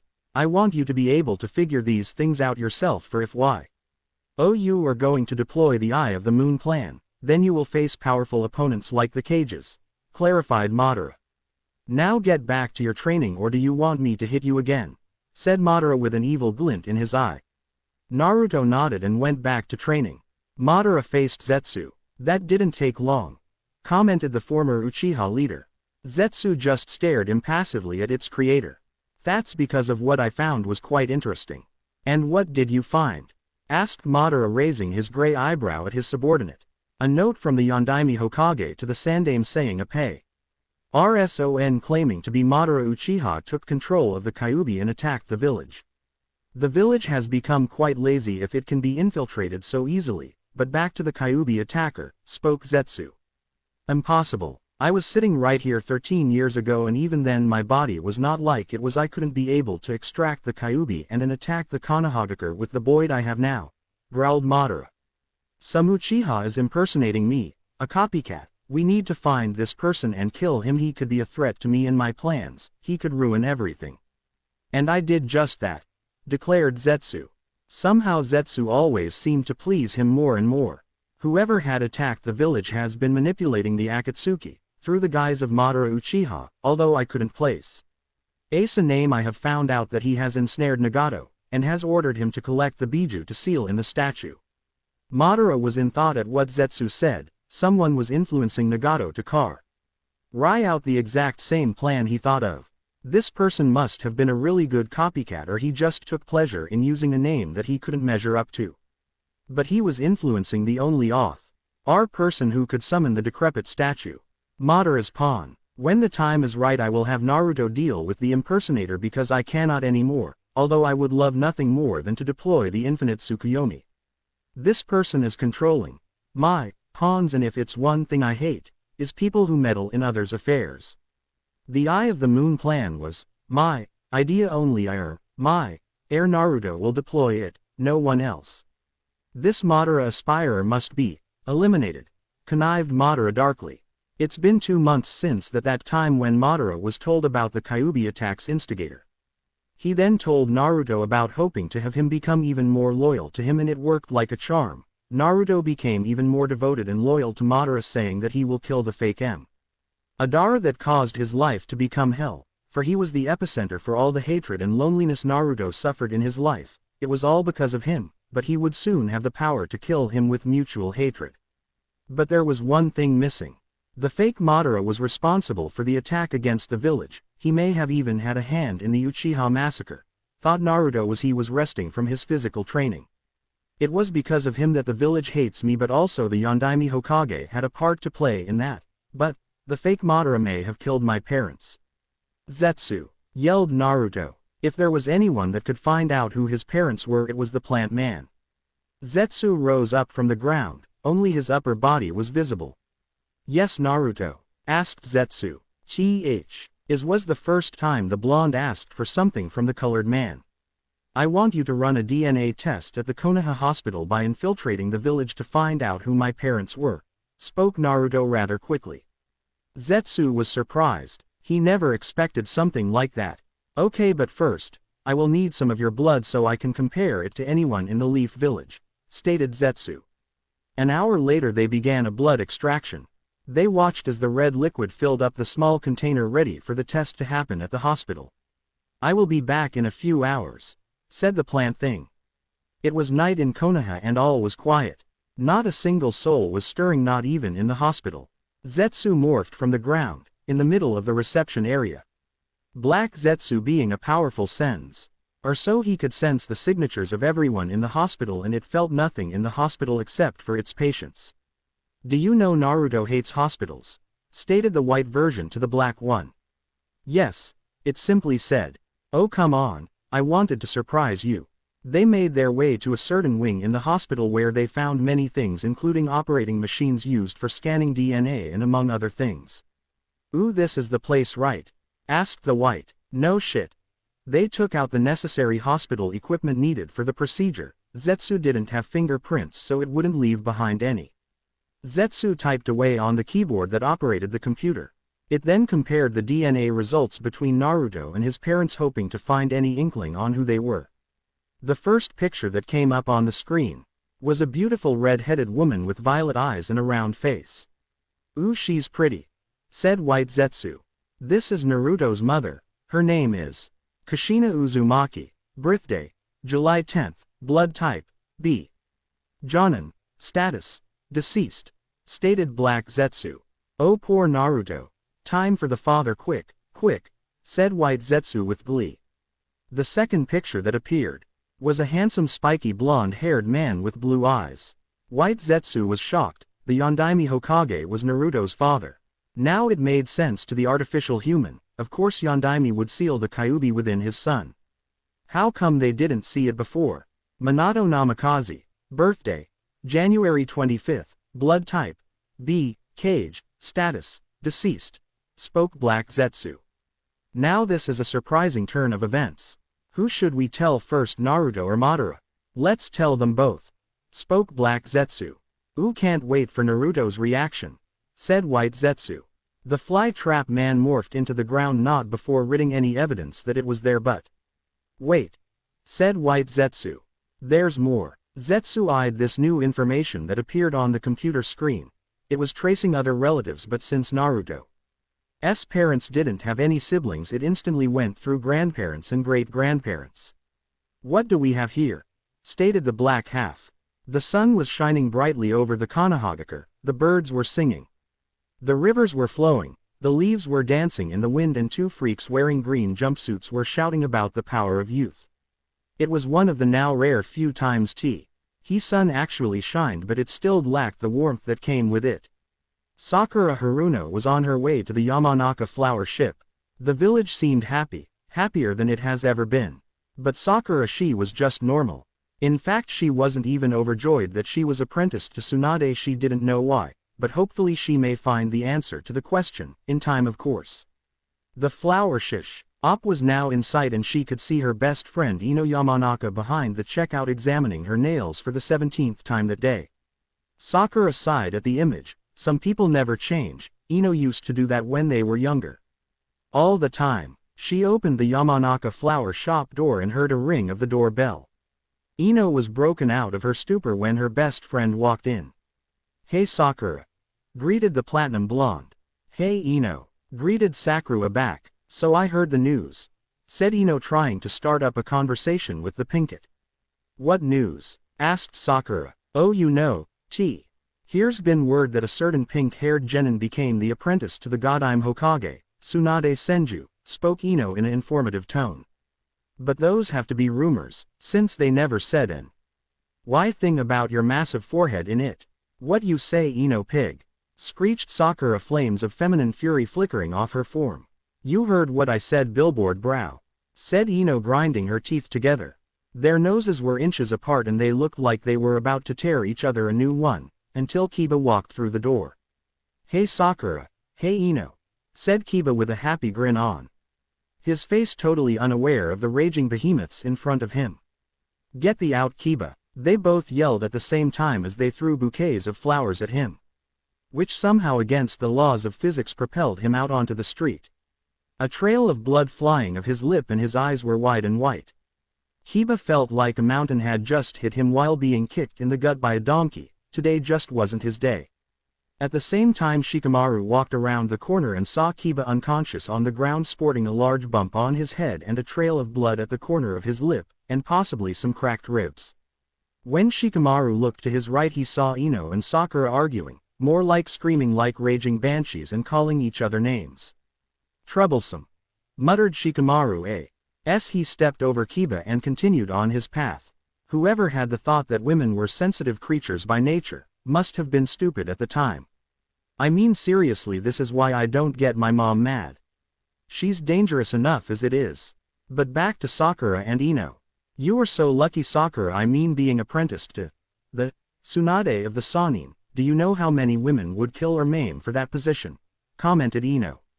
I know, but I'm not doing this for myself or anybody else, pronounced Sakura. Ino was taken back at what Sakura said. Then why is she doing it? But if not for anybody or yourself, then why? Inquired Ino. Sakura looked down at the ground. Ino got the message that it was incredibly painful to talk about and taboo around her. I'm doing it because of a promise I made, said Sakura sadly. Deciding to drop the topic, for now, Ino instead asked a different question involving her best friend. Okay, Sakura, what kind of flowers would you like today? Can I get some white roses? Please, Ino, asked Sakura in a sincere voice.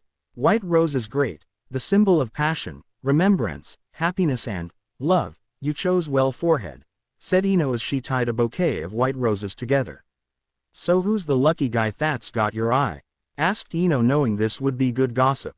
They're for Naruto, said Sakura quietly. Ino gasped a little loudly. She knew she had just treaded on unwanted ground. And with that, Sakura left the shop with Ino watching her retreating form. Ino was in the same boat as Sakura. Even though she wasn't close with Naruto, she still regretted all the times she'd make fun of him and punch him. If only she could take them back and tell him how sorry she was. She felt guilty over the fact that she was a bully towards him and her mother encouraged her to bully him, while her father disapproved of it, knowing something she didn't. The walk to the cemetery was quiet and quick. Sakura was on autopilot, her mind preoccupied with everything he wanted to do with her former blonde teammate, but now that would never happen. When she reached the cemetery, she walked over to the Naruto's headstone, but she wasn't the only one that was there. Hinata was standing there as well. Everyone in their academy days could see that Hinata liked Naruto, and somehow Naruto was so dense that he never noticed. Sakura walked up to the tombstone and laid the white roses in front of it. Hinata didn't seem to acknowledge her presence. When Hinata had heard that Naruto died, she didn't cry, she didn't vent her frustrations, she didn't blame anyone, she just became detached from everyone. A few minutes of silence. Hinata left the cemetery, maybe to give Sakura some alone time or just because she wanted to. Deciding that now that they were perfectly alone, Sakura said what was on her mind. Hey Naruto-kun. She started off. I came to visit again and I brought flowers. Ino says hello. She smiled, thinking of the memories she had with the blonde. I went to Tsunade-sama today and I asked if she could take me on as her student, and she said yes. I'm going to mainly be training in medical ninjutsu and possibly Tsunade-sama's incredible strength. I want you to know that. I'll visit once every week if I can, so we can just talk, ya know. She giggled for a second. I really miss you. I miss your smile, that atrocious jumpsuit you always wore. I miss your competitive rivalry with Sasuke. I miss that loud voice of yours. She smiled as she lifted off some of the qualities Naruto had. Just so you know, I'm sorry how I treated you. I never really bothered to get to know you. Though now I wish I had. She was looking for more words to say, but she was running out of words to say. I'll come by again next week, okay? Bye Naruto, she said. She turned and left the cemetery slowly, but not before sparing a glance at the headstone with a melancholic look. But she didn't notice Kakashi standing a bit away. He watched everything, and now he had even more regrets. He felt like it was because of him that Naruto won't be living life with someone that loved him. He also possibly stopped a future life ever growing in the future. And if he could rank his regrets, Naruto's death was one of Kakashi's greatest. He walked up to the headstone and just stared at it impassively, no thoughts running through his head. He was standing there for Orson and unflinching and silent, not even thinking except for the memories of his time with his sensei's son. Believing he had spent enough time at the cemetery, he walked away saying a silent prayer for his student. Until he was shaken from his thoughts by a loud voice. Kakashi, my eternal rival, today we must bathe in the springtime of your youth. Roared an enthusiastic voice. It seems he was going to do another of Guy's challenges today. His shoulders slumped in depression. He was going to be hounded by Guy until he did one of his challenges, again. Tsunade was sitting behind her desk doing the bane of all cages, paperwork. She opened her drawer and took out a bottle of sake that she got for herself, even though she would get a tongue lashing from Shizune for drinking on the job. It didn't matter since she wanted alcohol and it was her favorite pastime, besides she could handle Shizune and her wicked tongue anytime. She took a swig of the alcohol and bent back in her chair. Enjoying the position and the taste of the liquid in her mouth, there was nothing that could break the peace and quiet she was having now. Everyone's emotional wounds seemed to had healed after her favorite blondes passing, but there was still some that were bleeding. She took another swig when suddenly one of her Anbu agents appeared kneeling in front of her, causing her to spit out her drink. Hawk, Age-sama, there was a breach in security of the village less than 24 hours ago, informed the Anbu. What? She yelled and she regained her composure shortly after that. How did this happen? She demanded. Less than half an hour ago. A Chunin stationed at the hospital searched over the video recordings last night and he found the intruder on the video strolling through the hospital. This person was wearing a black cloak, emblazoned with red clouds, continued the Anbu agent. Akatsuki. But what would they want with the hospital? She thought. Bird, was there anything else that the camera feeds picked up? The Anbu agent, now identified as Bird, nodded. After the Chunin reported the disturbance to the Anbu, a team was sent over to study what was found, but what we found should only be for your eyes only, Hokage-sama, said Bird. Tsunade thought over what she would need to do. Get me Shizune, Shikaku, Kakashi and Jiraiya, knowing the pervert he could be at the hot springs, ordered Tsunade. At once, said Bird as he disappeared in a whirlwind of leaves. Tsunade got up behind her desk and started walking to the hospital. When she arrived, there was already a team of Anbu members waiting for her. They bowed in respect and took her to the security room where all the tapes at the hospital were made. When she entered the room, Shizune was already waiting for her, with her master's pet pig Taunton in her arms along with Shikaku Nara, who gave her a nod. Though she expected Kakashi to be late, but Jiraiya wasn't here, until the door opened behind her and trotted in Jiraiya with a serious expression carved into his visage. Okay Haim, what was so important that it had to interrupt my research? Asked Jiraiya, a little peeved at the situation. Tsunade gained a tick mark on her forehead at the pervert's words. Even after Naruto's death he was still focused on writing those perverted trash. The village had been infiltrated during the night. We're soon going to look at the footage, but I want Kakashi here for this, said Tsunade as her annoyance over the Toad Sennin faded.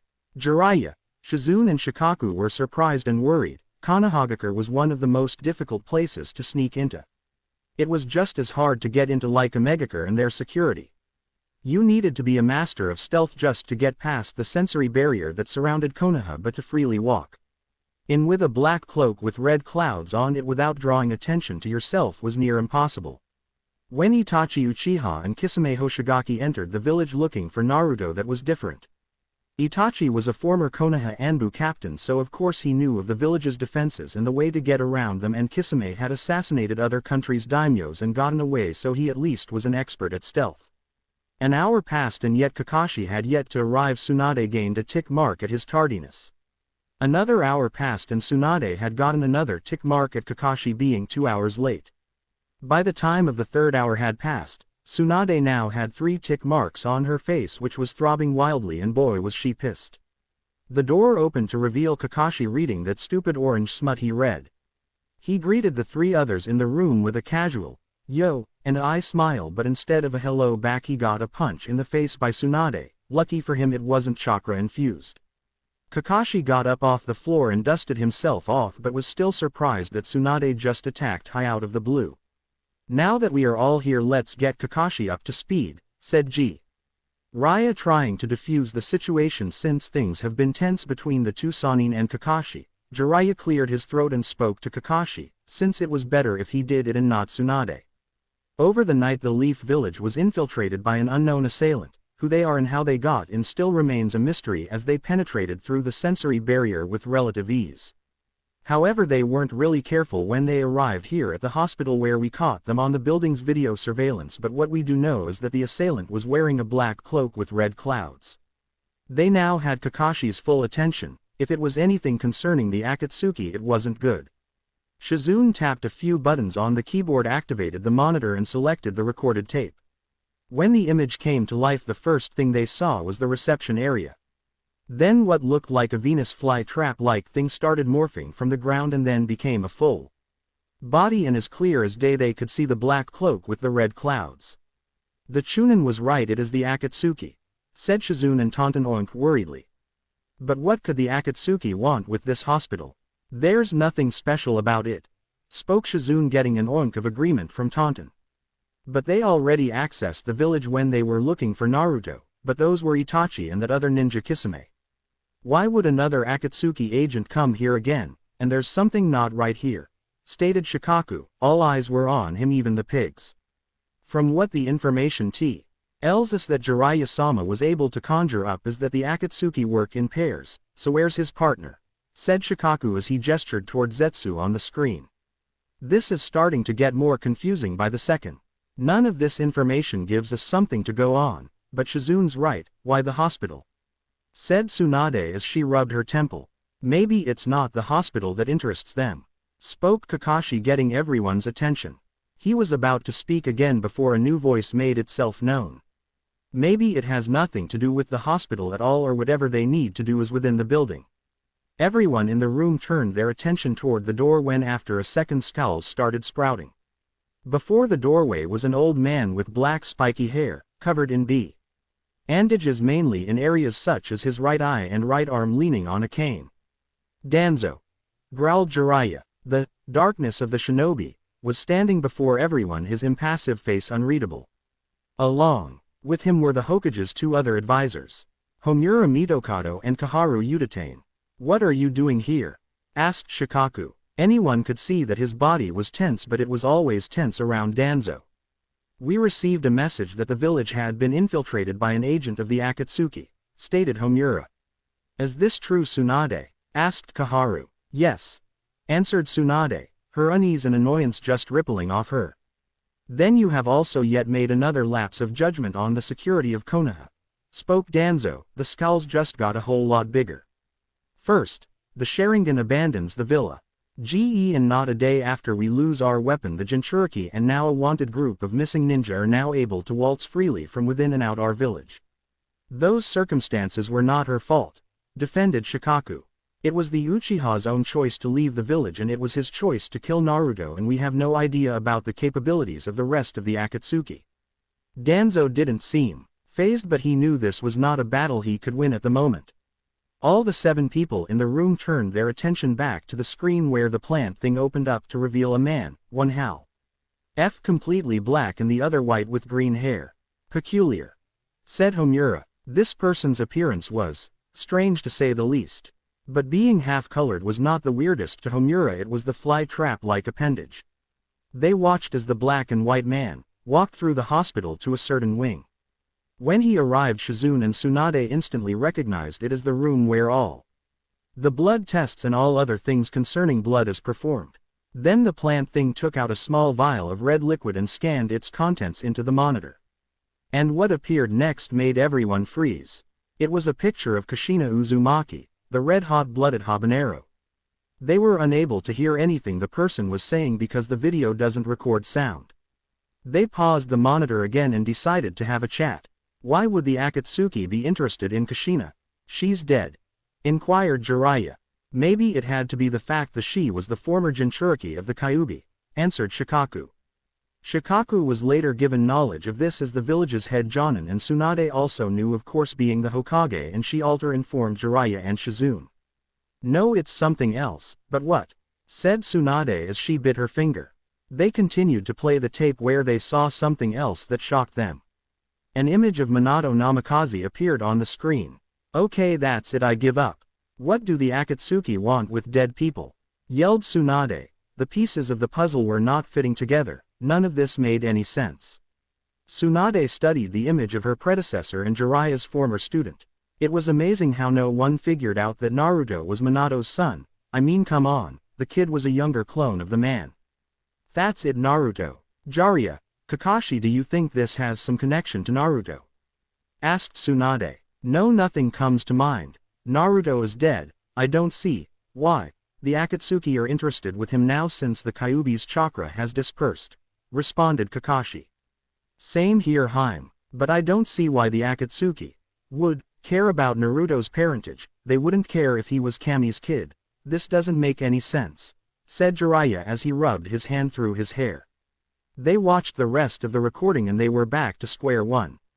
In fact, watching the video it just made things even more confusing. Questions needed to be answered. But the only people who had the answers were the Akatsuki. With confusing thoughts in their minds, all the occupants in the room left, except Jiraiya, who kept staring at the monitor in front of him. Why Minato and Kushina? What do they have to do with anything the Akatsuki planned?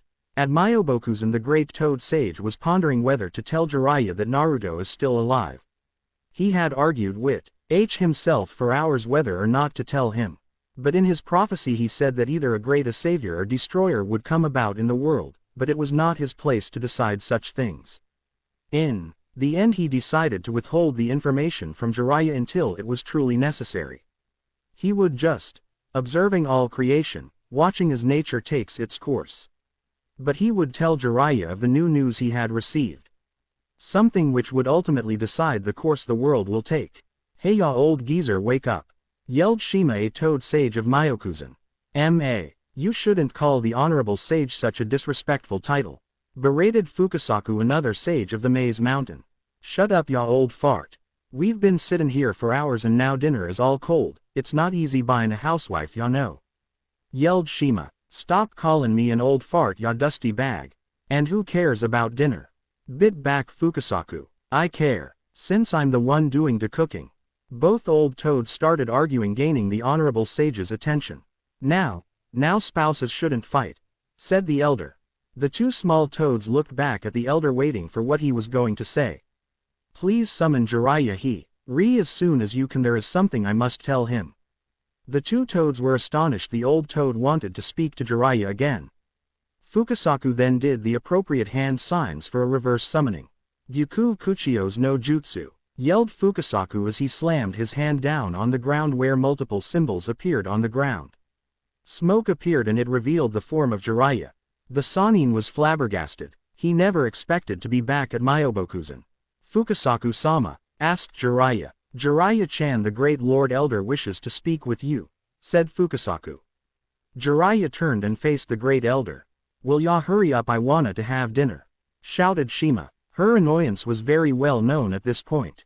Now that we are here, who are you again? Said the elder. Everyone seemed to deflate at this.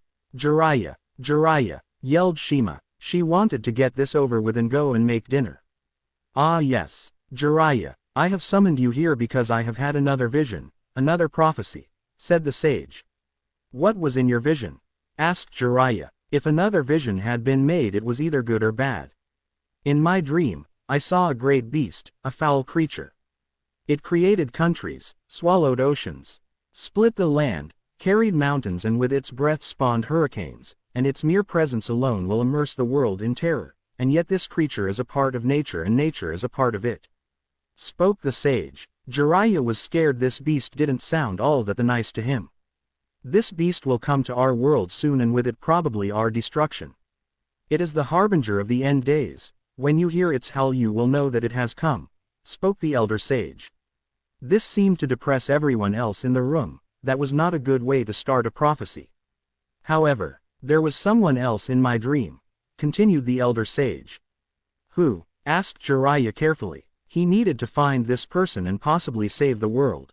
I cannot say. This being was clouded from me, answered the sage. But this person was forged from darkness and fire, bears the scars of the winds of war and the tides of sorrow hammer against him. He carries the hat red of 1,000 men and the love of none.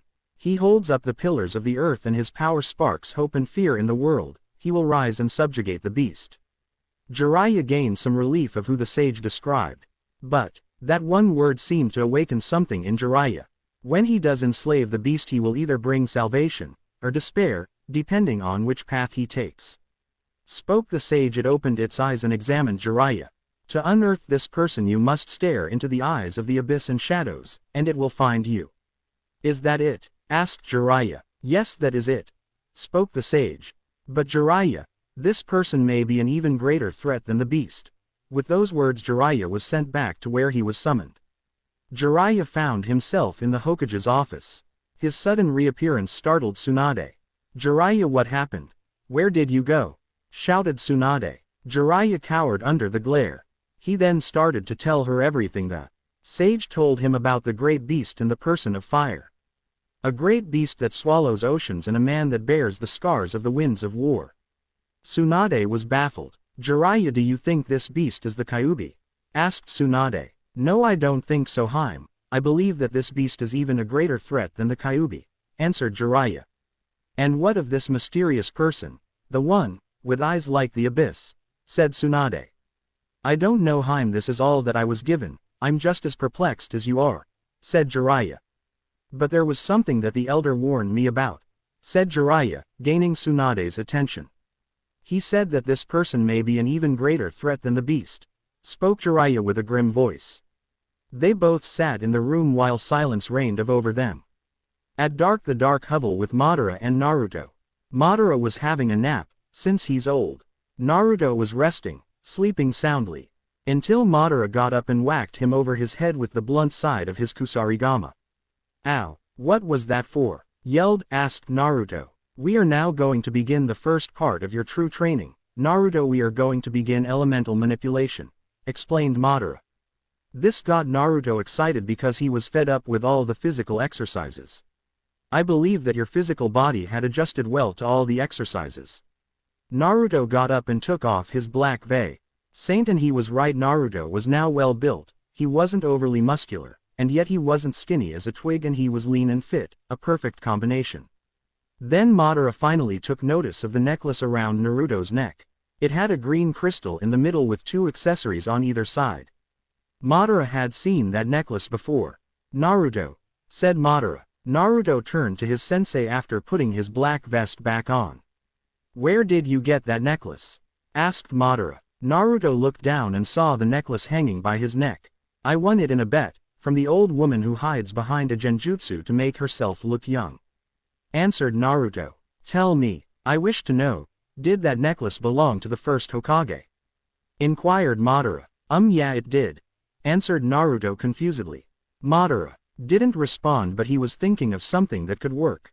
Doesn't matter, Naruto, since we have discovered that you have 3 chakra natures, all of which are natural, we are going to start with the one I am most familiar with. Fire release. The ancient Uchiha tapped his cane, scythe, and out came some random white Zetsu.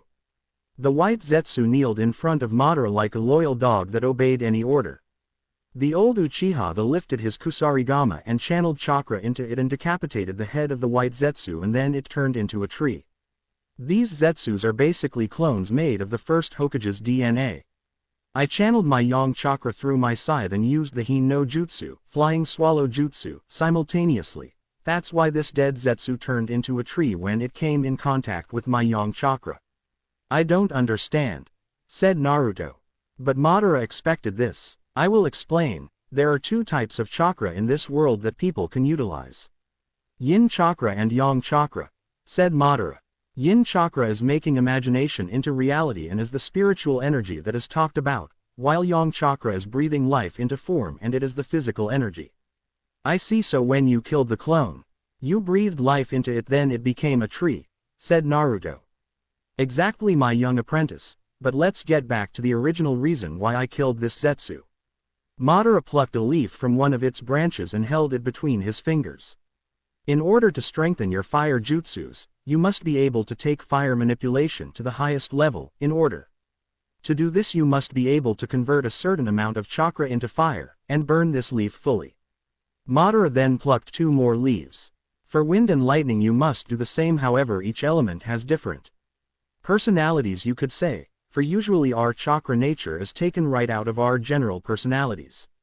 So what is the personalities of fire, wind and lightning?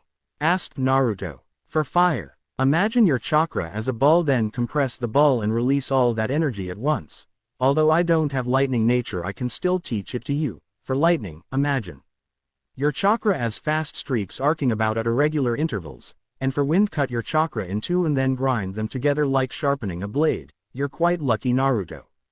Why? Asked Naruto. The three natures we have talked about happen to be the most offensive and combative elements of the 5 basic natures, explained Madara.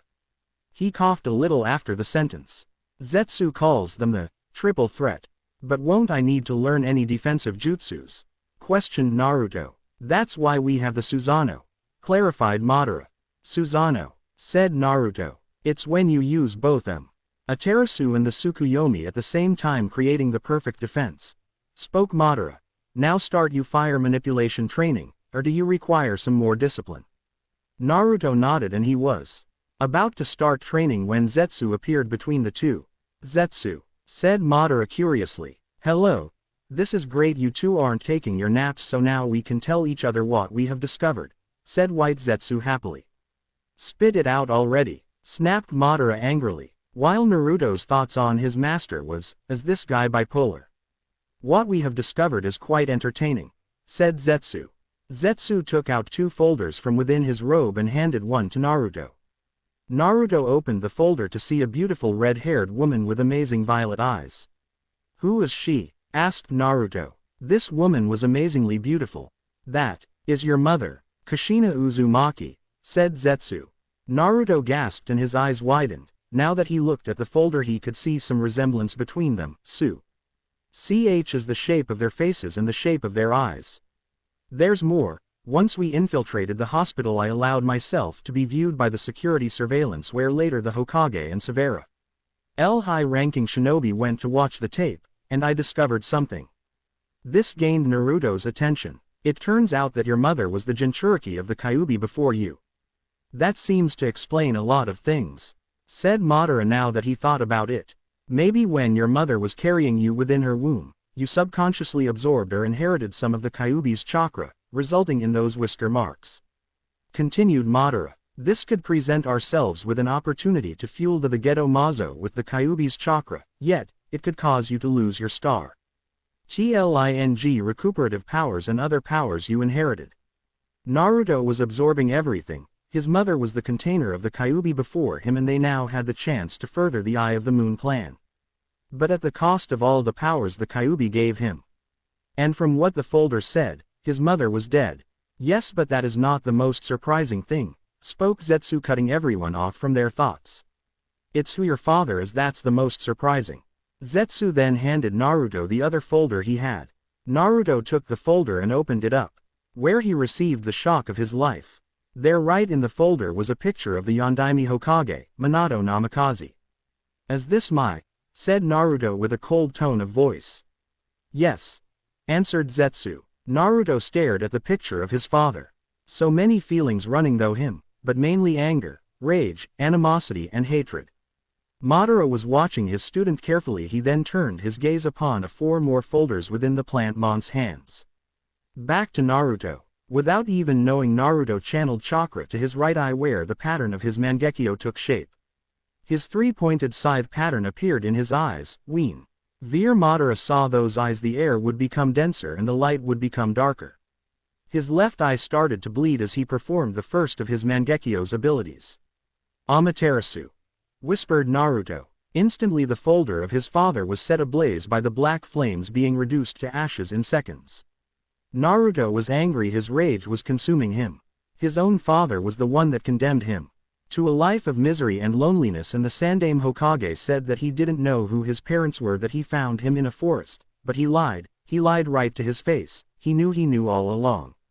Jiraiya he knew, of course he knew. Kakashi as well he must have known, and Tsunade, she was in on the loop too. He should have seen it sooner, all the attention that Jiraiya and Sarutobi gave him. EY wouldn't care about some random orphan, they would care about the son of the Yondaime and the Kyuubi container. They all knew. The Sandaime, Jiraiya, Kakashi, Tsunade, they all knew, but they kept it from me. They kept the identity of the people most important to me, thought Naruto. Then he screamed at the top of his lungs, letting out all his anguish, and yet he unconsciously activated both Mangekyo. A white skeletal ribcage started to form around him, protecting him like armor. Then 4 white skeletal arms grew tied together by bolts, and finally came the head of Naruto's Susanoo. Naruto's Susanoo was completely white in color. It had 4 skeletal arms, and in its ribcage had 4 horizontal, curved spikes on each rib. Its skull had 4 glowing yellow eyes and 2 forward-facing bull horns along with sharp fang-like teeth. After Naruto had stopped screaming, he examined his Susanoo. And he was impressed. Before he looked at Madara, his teacher. I'm the curse of hatred," said Naruto grimly and with a dark look in his eye which was only enhanced by the Susanoo surrounding him.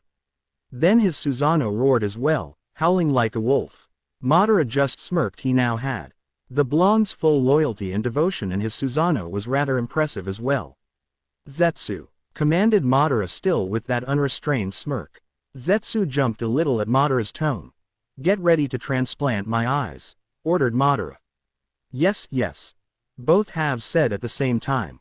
"I leave my legacy to you, Naruto, and when the time is right I will repay you for your aid, someday," thought Madara. His breathing was calm and even. You couldn't see any inkling of fear and anxiety on his steady form. He had been training for the last 2 years for this, to become stronger, to kill. He had been put through the toughest training. He suffered broken bones, concussions, overwhelming blood loss, you name the injury and he had it. But not once did a wound ever leave a scar. There was no mark of battle, or proof that he was wounded. Only his skin, which had one scar, a scar that looked like it was hit by a lightning bolt and arced outwards. Ever since that time 2 years ago, he had become a changed person. He held no remorse. No hesitation. There was no shred of forgiveness in his heart. There was nothing in his heart. He doesn't remember what the trees looked like nor the sky. He hasn't breathed in the scent of flowers in eternity. He couldn't remember what leaves sounded like when they flew in the wind. He hadn't felt the light of the sun beam down upon him. He couldn't remember what shape were the clouds. He wouldn't remember the feeling of glory the mountains gave off. He couldn't remember the faces of the people he called friends, no, family. The only thing he could remember from coming to the place he was at now was blood-red eyes and a chirping hand. The only thing he knew what was certain at the moment was the sweat on his body and the katana in his hand. The blonde spiky-haired boy was now a man. At the age of 15 he could pass off as a 19-year-old. He was shirtless and you could see all his rippling lean muscles even through clothing, muscle he had gained after intense training routines and exercises that many would believe he would die from such a workout. He had bloodied bandages on his hands, signs that he would hit something and tell to breaks. The attire he was wearing was black armored pants that covered his thighs and calves, black snug boots with claws on the toes and spiked spurs on the heel, and a light blue rope belt with the end hanging between his inner thigh and crotch ending below his knee. The katana's blade was silvery blue and the sword had no guard, just the way the blonde man liked it, instead of the usual grip foe. Our katanas, this one was completely metal and had a gray grip, and to top it off the sword had a long 23-inch blue rope that was connected to the hilt. He wondered how strong he really was. He had no one to compare his power to, except for the old man. But he was old and he couldn't fight anymore. His withered body could barely walk 5 meters in a distance, so he really did have no one. Time was every shinobi's enemy. It was always ticking for everyone, even him. He believed he was extremely powerful, given the amount of chakra he has and the way he could use it. That was another thing he had improved, was his chakra control. Previously he had quite horrendous chakra control, but that wasn't his fault. It's just he had too much chakra and he couldn't really use like all of his classmates. He created Kage Bunshin every day until he worked his chakra control to perfection, whether it was by climbing waterfalls while balancing kunais on his fingers at the same time and simultaneously floating leaves all over his body. Some could think that was overkill, but he needed the training. His control was now flawless. He could utilize the Hokage's great strength if he wanted to, but he preferred quick quiet kills over slamming your fist into someone's face and breaking their jaws at the same time. That's why he chose to take up Kenjutsu, because it complemented his wind nature perfectly. His skill in nature manipulation had taken the most leaps and bounds. He could now cut raging infernos 3 times his size in half with his wind nature. He could set fire to a waterfall and shatter tornadoes with his lightning. His genjutsu skill, which was impossible for him to do, was now possible thanks to his increased intelligence and control. He could now cast genjutsu without even using the Sharingan. And his genjutsus caused his victims to go brain dead and insane because of his vivid imagination. He could also perform medical ninjutsu, but his prowess in the art was nowhere near that of Tsunade's, but it was good enough so if he ever got into a bad situation he could pull himself out of it. Along with all his other skills, his proficiency with weapons was quite admirable. With the Shish Rinnegan he could now aim and throw his kunai with pinpoint strikes. He tested this out by throwing a kunai at a fly that was buzzing around, bisecting it from its wings. But now he was testing out his reactions and senses. He was blindfolded. The only thing he could use was his hearing, smell, touch and taste. He was facing multiple white zetsus, each armed to the bone with weapons such as swords, kunais, war fans or just their fists. When they converged on him he didn't flinch, he didn't even move a muscle. He channeled chakra flow into his katana that was designed to absorb the energy. Now, his weapon was coated with wind, increasing its cutting power and lethality. One zetsu came up behind him hoping to take him by surprise, but the scarred man turned around and bisected the artificial human. He blocked a flying kunai aimed at the side of his rib with the flat side of his katana. He grabbed it out of the air and threw at another zetsu where it pierced the artificial human's skull. He slashed another zetsu, the wind on his katana making him more efficiently deadly. He sealed his katana on a portable seal on his right wrist. He went through a couple of hand signs and breathed in and shouted. Futon. Koryu Kisoku no Jutsu, Wind Release, Great Dragon Breath Technique. He blew out a massive head of a Japanese dragon made of lacerating wind that was 4 times his size. It flew at the zetsu with overwhelming speed that it tore apart anything in its path until scraps were left. The zetsu didn't have time to blink before they dropped to the ground dead, bisecting cuts all over their bodies, and if they had blood he was sure the ground would be coated with it. He unsealed his katana from his wrist and parried a kunai blow to the head from a brave zetsu. He channeled wind chakra into his sword which cut through the kunai like butter and killed the zetsu. He heard movement to his left and kicked an unfortunate zetsu in the face, impacting against his jaw and sending him flying back a few meters away, hitting other zetsus like bowling pins. He heard multiple footsteps running at him, and like before he sealed his katana away. He won through a couple of hand signs and spoke the name of the jutsu. Kaden. Ryuan Hoka no Jutsu, Fire Release, Dragon Flame Release Song Technique. Yelled the blonde man as he spat out a number of dragon-shaped fire heads flying at amazing speeds. The flame heads hit their marks as 5 zetsus were incinerated by the hot fire. The man unsealed his katana and started to tear through the ranks of the zetsus. His taijutsu was interesting, as it appeared he was dancing when he was actually using agility mixed in with strength to deal powerful blows to his enemy. A zetsu cried a battle shout as he went up to attack the man in blind rage. At the sight of its brethren being slaughtered, but its surroundings changed all around it. It looked back behind itself to see all the other zetsus, but now they looked like the blonde man with high eyes, blindfolded, each holding a katana in hand. Enraged at the sight, the zetsu started to ruthlessly attack its comrades, hoping to find out which was its real target. The zetsu was sadly caught in a genjutsu where he was killing its friends as if they were the blonde himself. The man in a swift motion stabbed his katana in the ground where an unsuspecting zetsu was trying to crawl his way over to him. But it was rewarded with a sword penetrating through its skull. The blonde then quickly went through some more hand signs. Raiden. Jibashite Lightning Release, Electromagnetic Murder. Yell. Ed the man as he slammed his palms on the ground as an electric wave burst forth, shocking everyone that was caught before their nervous system was fried. They soon dropped to the ground, dead, with heavy thuds, and they were smoldering a little and lightning was coursing around their bodies. The man picked up his katana again and started channeling his chakra into it. He stabbed a zetsu behind him without even turning around. The clone of Hashirama had tried to sneak up on the man, but it had failed in its attempt. The blonde took the kunai that was in the zetsu's hand, channeled some lighting chakra through it and threw the knife at another zetsu, penetrating into its skull and out the other end and stabbing another in the head as it stopped its flight. The man couldn't see his handiwork, but he knew he scored some points in when the chakra signatures disappeared. 3 zetsus jumped him from behind, where the 4 combatants were locked in close combat. The man dodged a kunai attack, K from a Zetsu and let it slide past him, where he kicked the Zetsu and killed it with a lightning charged kunai he had unsealed from his wrist seals. He then killed the other two in a horizontal sweeping slash, where it bisected the two plant men in half as their torsos fell to the ground leaking white ooze. A large group of Zetsus started to rush at the lone man with angry looks on their faces. The blonde in retaliation unsealed a Fuma shuriken from his left wrist. He channeled his wind chakra into the large shuriken, adding an extra set of rotating blades made of wind, and whispered, "Shurike. N-Kage Bunshin no Jutsu, Shuriken Shadow Clone Technique."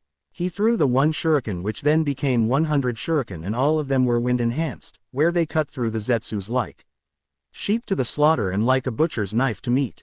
The man turned and faced another wave of Zetsus. "Sanzengarasu no Jutsu, Scattering Thousand Crows Technique," said the man as 1,000 crows flew in from behind him.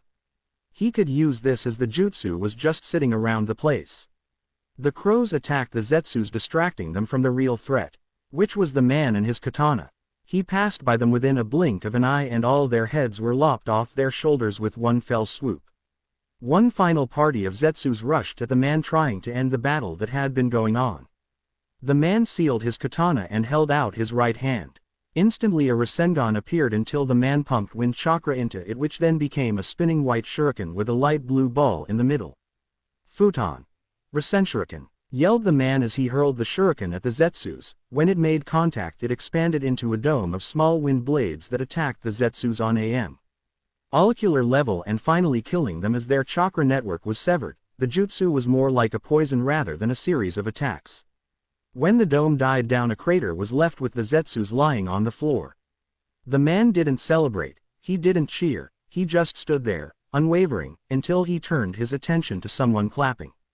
There was an extremely old man with a kusarigama eye, hand clapping as he watched the spectacle with a small smile on his face but a dark look in his only visible eye. Very good, praised the man who was unfazed by all the deaths. "You have come far. One of those Zetsus were at least high Chunin level, and yet you made them look like academy students. Hehe. No one can dispute your power, your strength rivals my own back when I was young and at my prime, but you still require more refinement as you are still not as strong as me. You're at least 2/3 of my power back when I was in my prime. I did say you rivaled me," said the man with a sickly smirk. "And you didn't even use your Sharingan against them. Even more impressive." The blonde man removed the cloth around his eyes, revealing a pair blood red pair of fully matured Sharingan, which could probably kill someone just by looking at them. However, they were not his eyes. Those eyes were the eyes the old man had, his original pair before they were transplanted for another pair. But he passed his own eyes to the young man, and in return blonde gave his own to parched man. He had spiky sun-kissed, silky blonde hair with chin-length strands that framed he sides of his face where his sideburns were supposed to be, and he had a few strands that fell between his eyes and parted at the bridge of his nose. Just imagine Dongai Ichigo hair but yellow in color. And he had a low spiky ponytail which was wrapped halfway with taut bandages. Over time his hair had become less wild and untamed and became smooth and silken, losing some of the spike to his hair. He was also 5'9" in height instead of the midget height of 4'11". However, the man used to have whisker-like marks on his cheeks, but they were gone, revealing nothing. "The Sharingan is merely a tool. Just having it doesn't make me powerful. Unless I train my other skills, then there's no point in using the Sharingan in battle if I get killed," stated the person blankly as he stared at the old man. "Quite right, Naruto." The old man then started having coughing fits and brought a hand to his mouth and coughed blood into his palm. The 15-year-old, who could pass off as an adult, was slightly worried for his sensei, even though he didn't show it. He walked slowly up to his master and stood before him. "You shouldn't overexert yourself with your heavy breathing, Madara-sensei," said Naruto emotionlessly as he stood before the shinobi legend. "You will be in a similar situation when it is your time," said Madara as he finished his coughing and glared a little at the blonde. The legendary Uchiha was now weak. He could no longer perform the abilities and techniques he had in life, but he was able to raise Naruto to suit his needs and continue his plans. But then there was the problem with the fake Madara, who was manipulating the Akatsuki and Nagato. "We'll see about that," said Naruto as he started to walk off toward his bed, which was right in front of Madara. At 5, RST Naruto was uneasy sleeping in front of his sensei. He got the feeling that he was being watched and he was partially right, but eventually he got over his unease and was able to get some rest in front of the mummy. Naruto sheathed his katana back in its sheath which was right next to his bed. And then he dozed off, not dreaming about anything in particular. Madara was watching his apprentice sleep. These past 2 years had been interesting to say the least. Naruto's potential and power soared when he used the Kage Bunshin no Jutsu in conjunction with his training. Naruto was easily an S-rank shinobi where even the 5 Kage would have trouble fighting him, although whether he could fight them all at once was a different thing, and he was quite the ingenious shinobi where he quickly me up with ways to overcome his weaknesses and flaws. Such as that last jutsu he used, Futon, Rasenshuriken. At first Naruto was unable to add any of his chakra natures into the Rasengan as the result would just blow up in his face. He figured a way out around the weakness with clones, however, he could at first only do it with clones but he said it wasn't practical enough, so he used that Uzumaki blood of his and his imagination to overcome that Dr. W back. He created 2 seals on the palms of his hands that collects his chakra and stores it. Whenever he wanted to form a Rasenshuriken or a chakra nature enhanced Rasengan, he would just activate the seal and it would convert his chakra into whatever one of his natures he wanted. Not even Madara or anyone else could think up such a diverse way to use seals. Although to form the seals took Naruto some time, around a year was needed until the seals properly formed, and only then you needed to have precise control of your chakra and be versed in Fuinjutsu to achieve such a thing. Later when Naruto had nearly finished his daily training, Zetsu and Madara extracted what little of the Kyuubi's chakra Naruto had in his body. They were able to get a small portion of the Kyuubi's chakra from Naruto's body, resulting in the loss of his whisker marks on his cheeks. However, he still retained his remarkable healing abilities which pleased Madara to no end. But one thing that surprised Madara were the remaining folders that Zetsu brought to him years ago. He would never had guessed what was in those folders, but it also explains some of Naruto's immense potential. Zetsu appeared before Madara, his Akatsuki cloak quite clear in the dark hovel. "Yes, Zetsu, I have returned with unfortunate news," spoke Zetsu. "I was unable to get the identity of the person who claims to be Madara. In order to find out his identity I must return to Konohagakure." "I don't see the problem to which you're referring to," asked Madara. He didn't see how hard it was to go in and get information. "The problem is that the top-ranking ninja of the village have seen me on their video surveillance. You don't forget a person like me any day. It's also likely that the Hokage has informed the Jonin of the village about my appearance and infiltration, and they have now stationed their Anbu Black Ops around the village, keeping even greater watch than they did 2 years, explained Zetsu. "Then why don't we just send more white Zetsus?" bit back Madara. "Even though the copies can take on the appearance of others, what's stopping Konoha from discovering that they are not who they say they are? The clones aren't really that strong, and against a ninja village we would need an army," elaborated Zetsu. Madara didn't say anything other than looking away from Zetsu and staring into space. "Do you think he's ready, Zetsu?" asked Madara curiously. He wanted to know if Naruto was ready for the task of capturing Jinchurikis. He had to be sure, no matter how powerful Naruto is, only the strongest could face a Biju without any qualms or hesitation, and he and Hashirama were among the few. He then complimented the Yondaime Hokage for facing the strongest among the 9. "No doubt in my mind that he is more than ready," spoke Zetsu. "I was wrong about the prediction that the statue would keep supplying me chakra for 3 years, and it's been 2 already," spoke Madara hoarsely. Even with a portion of the Kyuubi's chakra filling the statue, it would not be enough to save Madara. In fact, it was that chakra that had been keeping him alive up until this moment. The jutsu he used to bring Naruto back to life would take the user's life in return for bringing others back to the world of the living. The statue was a massive source of life, and it still wouldn't be able to sway him. "However, I only have 3 months left to live before the statue stops feeding me chakra, and until then I will train Naruto even harder, so that he can kill the fake me," informed Madara, even though it sounded strange to say such a thing. "Very well," said Zetsu as he melded with the ground. Nagato, acting through his guise of pain, was watching a Megakure in the tallest tower of the village. "Come on, Must the tallest tower in every city be the lair of the villain? Is there some kind of super villain rule book? Never mind, back to Pain. Pain, called out a voice behind the orange-haired man, who didn't move to face the voice, because in his mind there was no need. It was his beautiful partner and oldest friend, Conan. She stared at him with an impassive gaze and neutral face as always, the tragedies of life always making her feel pain, but Nagato knew that was just her way of hiding her pain, for her pain could also be used against her.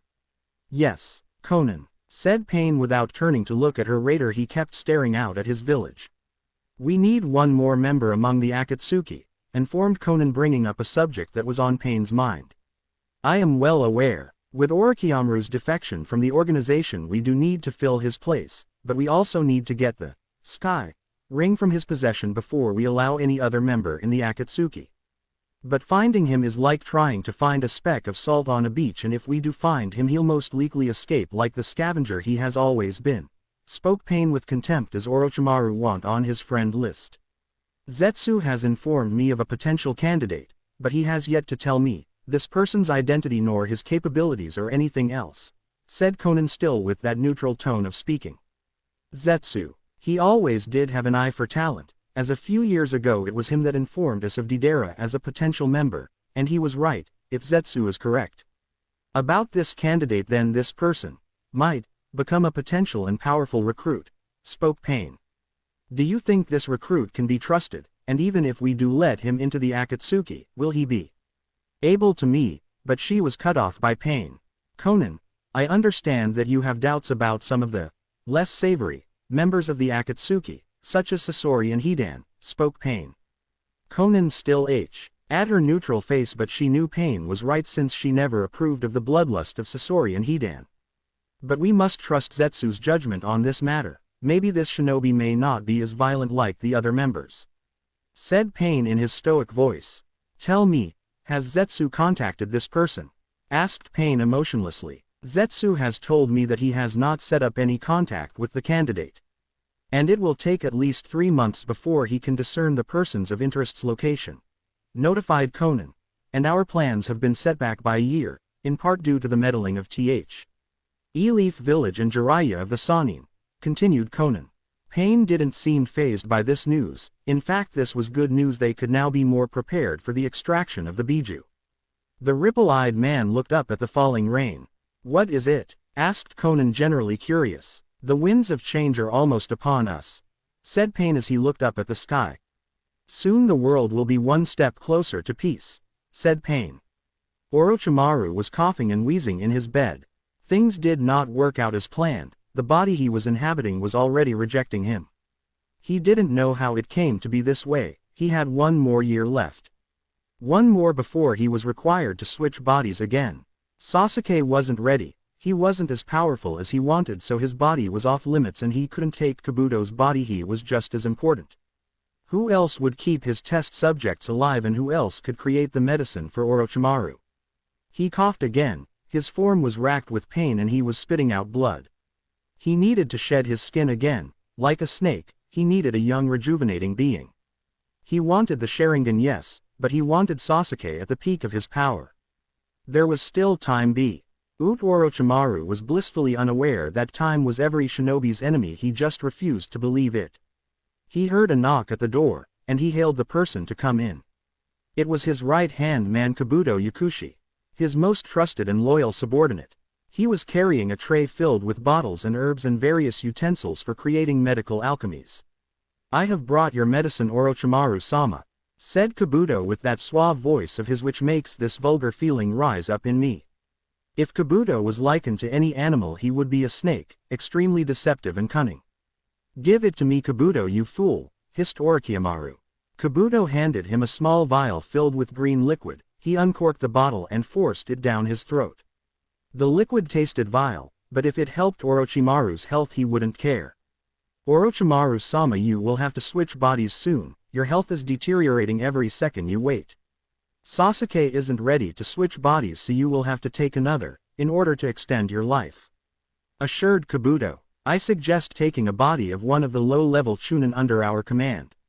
Yes, very good, Kabuto. Tricky as ever. Summon one of the Chunin under the facade of a promotion. And preferably if his body was weak, so that way I can transfer bodies sooner and take over Sasuke-kun's, commanded Orochimaru. Kabuto left to select one weak Chunin for his master. Soon I will have Sasuke-kun's body and, not even the Akatsuki can kill me, and I will also have the Mangekyo. Sasuke-kun, you think you could hide such powerful eyes from me, plotted Orochimaru.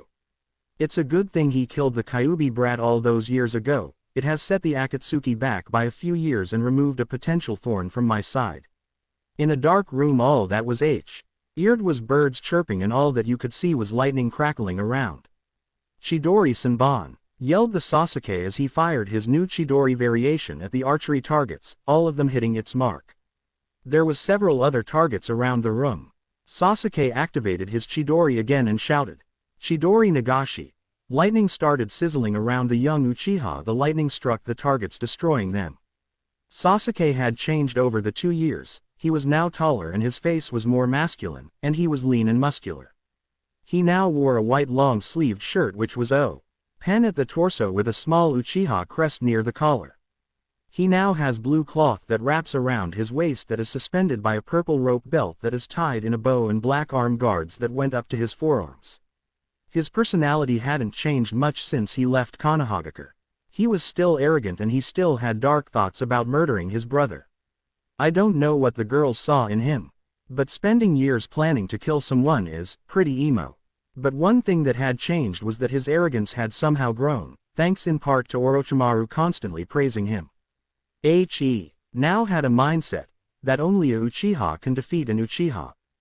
Guess he didn't pay attention in history class when they were having a lesson on Hashirama Senju defeating Madara Uchiha, dumbass. His thoughts were on how much progress he made in his training. Orochimaru claimed he was about mid-Jonin level, but Jonin level wasn't good enough. His brother Itachi was an Anbu captain at the age of 13. And yet Sasuke hadn't reached that level yet. I need more power. Even though I have the Mangekyo, my other skills are not on par with that of Itachi's. Then he remembered something. He remembered when he got his Mangekyo and how he got it.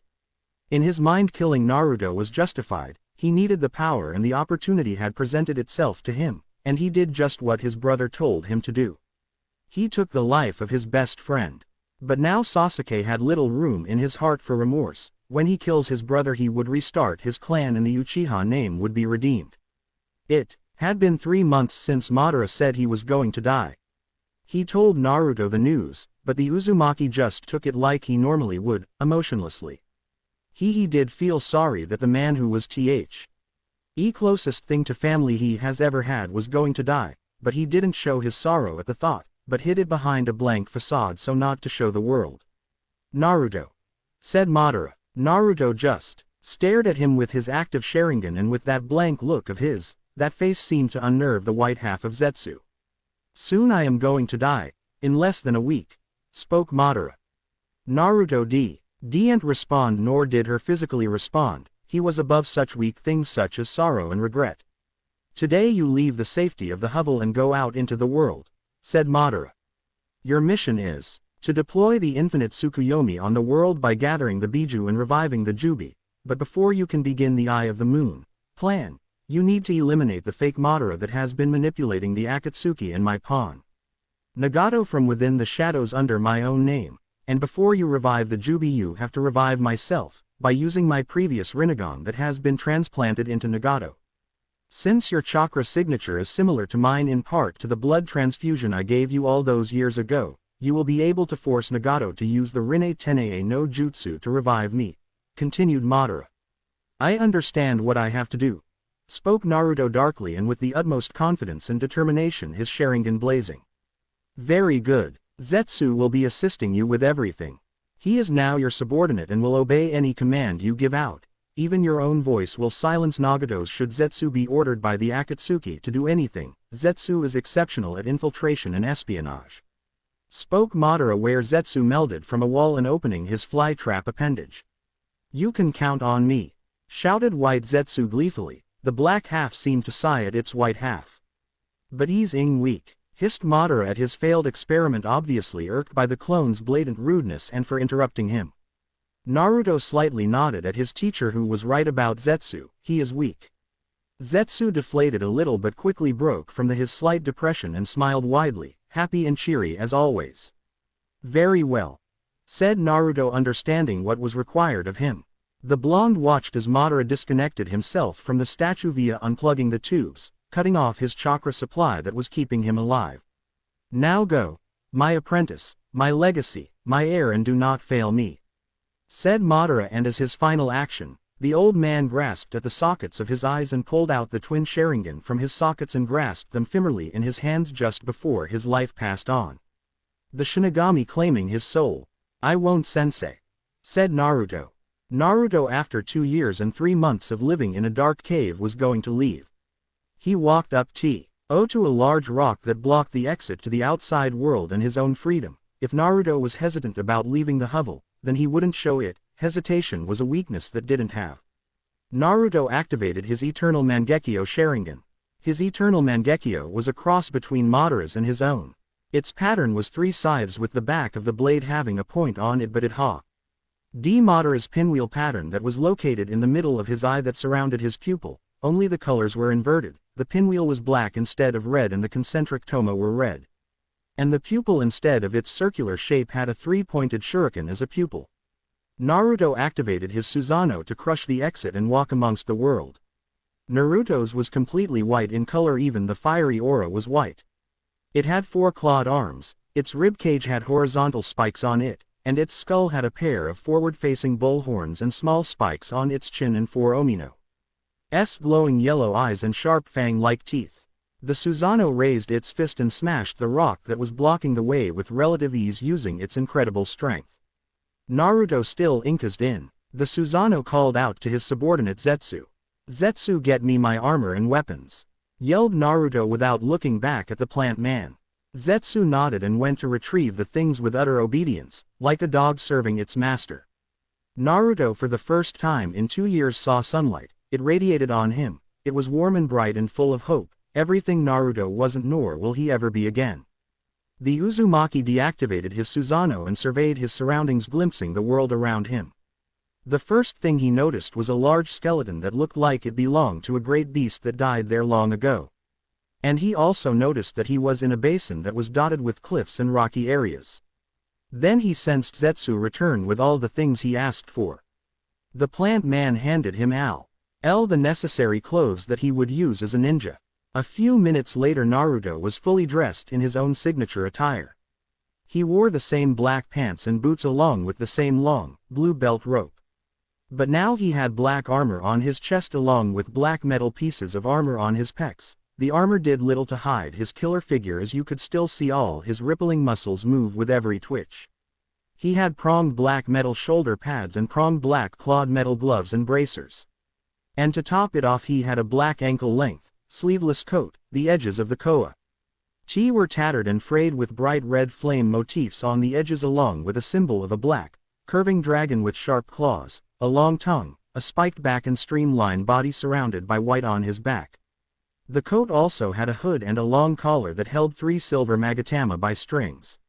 The armor was specifically made for Naruto as a birthday present from Madara. It was made from strong, flexible materials that allowed for protection and comfortable movement that didn't restrict his speed or agility, nor was it uncomfortable in certain parts. The strong wind of the forest were now freely blowing Naruto's hair, his short ponytail whipping in the air and moving as if it had a life of its own. Zetsu walked up behind Naruto with a scroll and katana in hand, where he gave them to Naruto and commented, "Very handsome." But the blonde thought that comment would be weird if Zetsu wasn't a clone. "I will head to Konohagakure and see if I can discover the identity of the Madara impersonator. This also gives me the opportunity to infiltrate my father's estate and see if I can get my hands on the Hiraishin no Jutsu, Flying Thunder God Tekking, or any of my father's other jutsu. As much as I hate the man, I can't dispute the fact that when it came to jutsu he was a genius," said Naruto. "Okay, but you have to make a name for yourself. Soon the Akatsuki only accept S-Ra. NK Shinobi, and I have upped those chances by telling them that I found someone to fill the void left by Orochimaru," spoke Zetsu. Naruto visibly scowled at that name. Suffice to say he wasn't Orochimaru's biggest fan. Naruto nodded at Zetsu's plan. Also this graveyard could turn out to be a great base of operations. Zetsu have white Zetsus hollow out this basin and create a base where every thing I would need to utilize assets would be found, such as sleeping arrangements, armory, medical wing, and maybe add in a library. Also bury the old goat's body and retrieve my eyes from his corpse, commanded Naruto. I will have to go by a different name. The world believes that Naruto Uzumaki is dead, so how does Ryu Yosuke sound? Said Naruto. He took his katana sheath and placed it on his back. Zetsu didn't say anything, for he was saying the name countless times in his head. I like it, said the two halves at the same time. Goodbye Ryu, said Zetsu before he melded into the ground. Naruto, now known as Ryu, breathed in before walking to Konoha to the south. No one noticed the small tear on his cheek. That tear meant something to Naruto, even though Madara and Naruto are good. He still looked up to the man because he was the closest thing he had to a father, and Madara himself knew it. In Konoha, at the main gate, the two eternal gate guards of Konoha, Izumo Kamizuki and Katetsu Hagane, were playing cards to pass by time. They were easily bored since no one would come to the gate and check into the village, so you have to pity them and find it logical that they were even bored. They have been given the certain post for the last 2 years. Even though the pay was good, it of course came with drawbacks. The only people that came through the gate were civilians, traveling merchants, and the occasional musician, along with some of their own ninja. But today was going to be very different. Hey Izumo, when is something interesting gonna happen? Whined Katetsu. Got any twos? Be careful what you wish for, you might just get, replied Izumo with a smirk.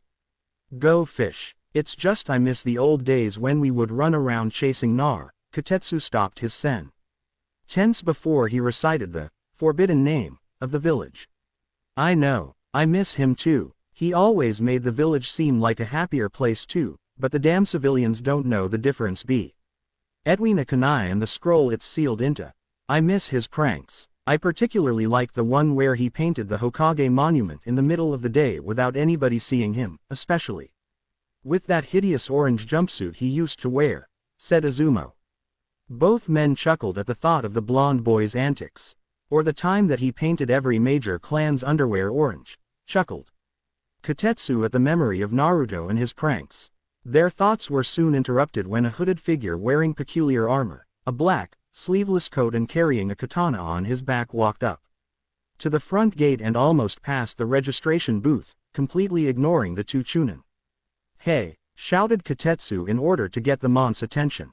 The hooded figure stopped in his stride into the village and looked back at the two gate guards. His hood was shrouding his eyes and the only parts of his face were his mouth and chin. When Izumo and Katetsu looked at him, both men could see a man who had the aura of a powerful shinobi. The hooded man looked at them. All he could see were weak shinobi who would fall on their own kunais. You have to register before you can enter the village, continued Katetsu. The figure just stared at him blankly, which seemed to unnerve both men as it felt like the void was staring back at them. Very well, said the figure. He strutted up to the booth and looked at the two Chunin before him. Okay, let me get out the papers and you can sign the waivers which will allow you free pass into the village, said Izumo as he scratched his head. The figure just shrugged at what the ninja said. But first we have to ask you your name. Name?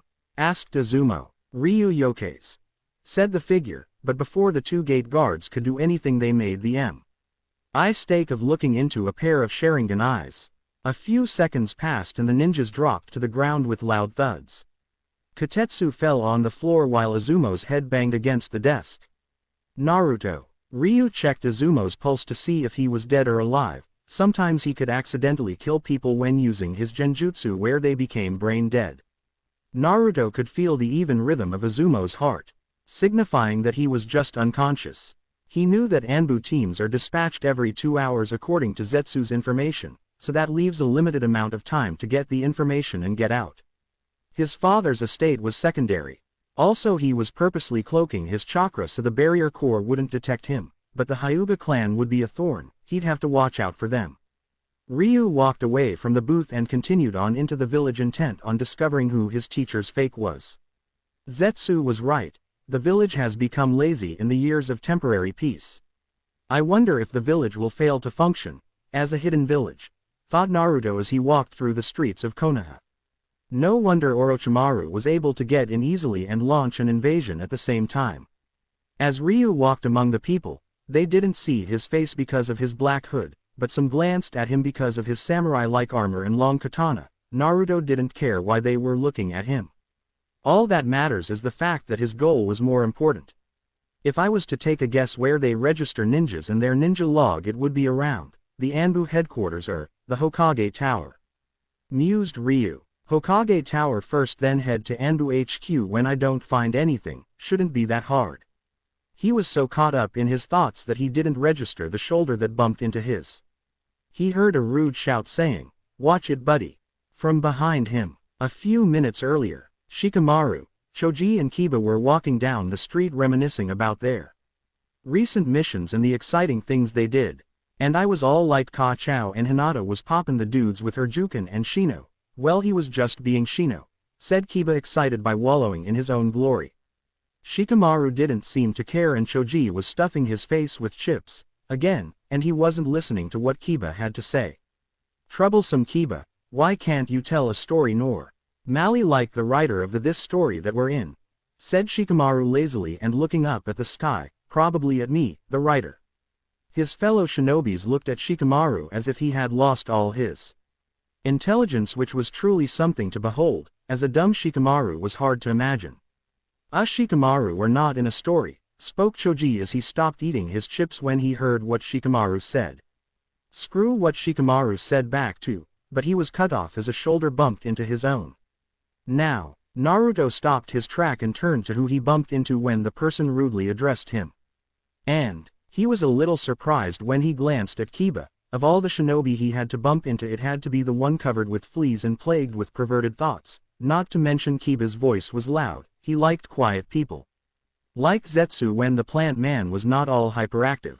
Naruto ignored Kiba and kept on walking. He didn't want to deal with people he disliked. Besides, he had something important to do.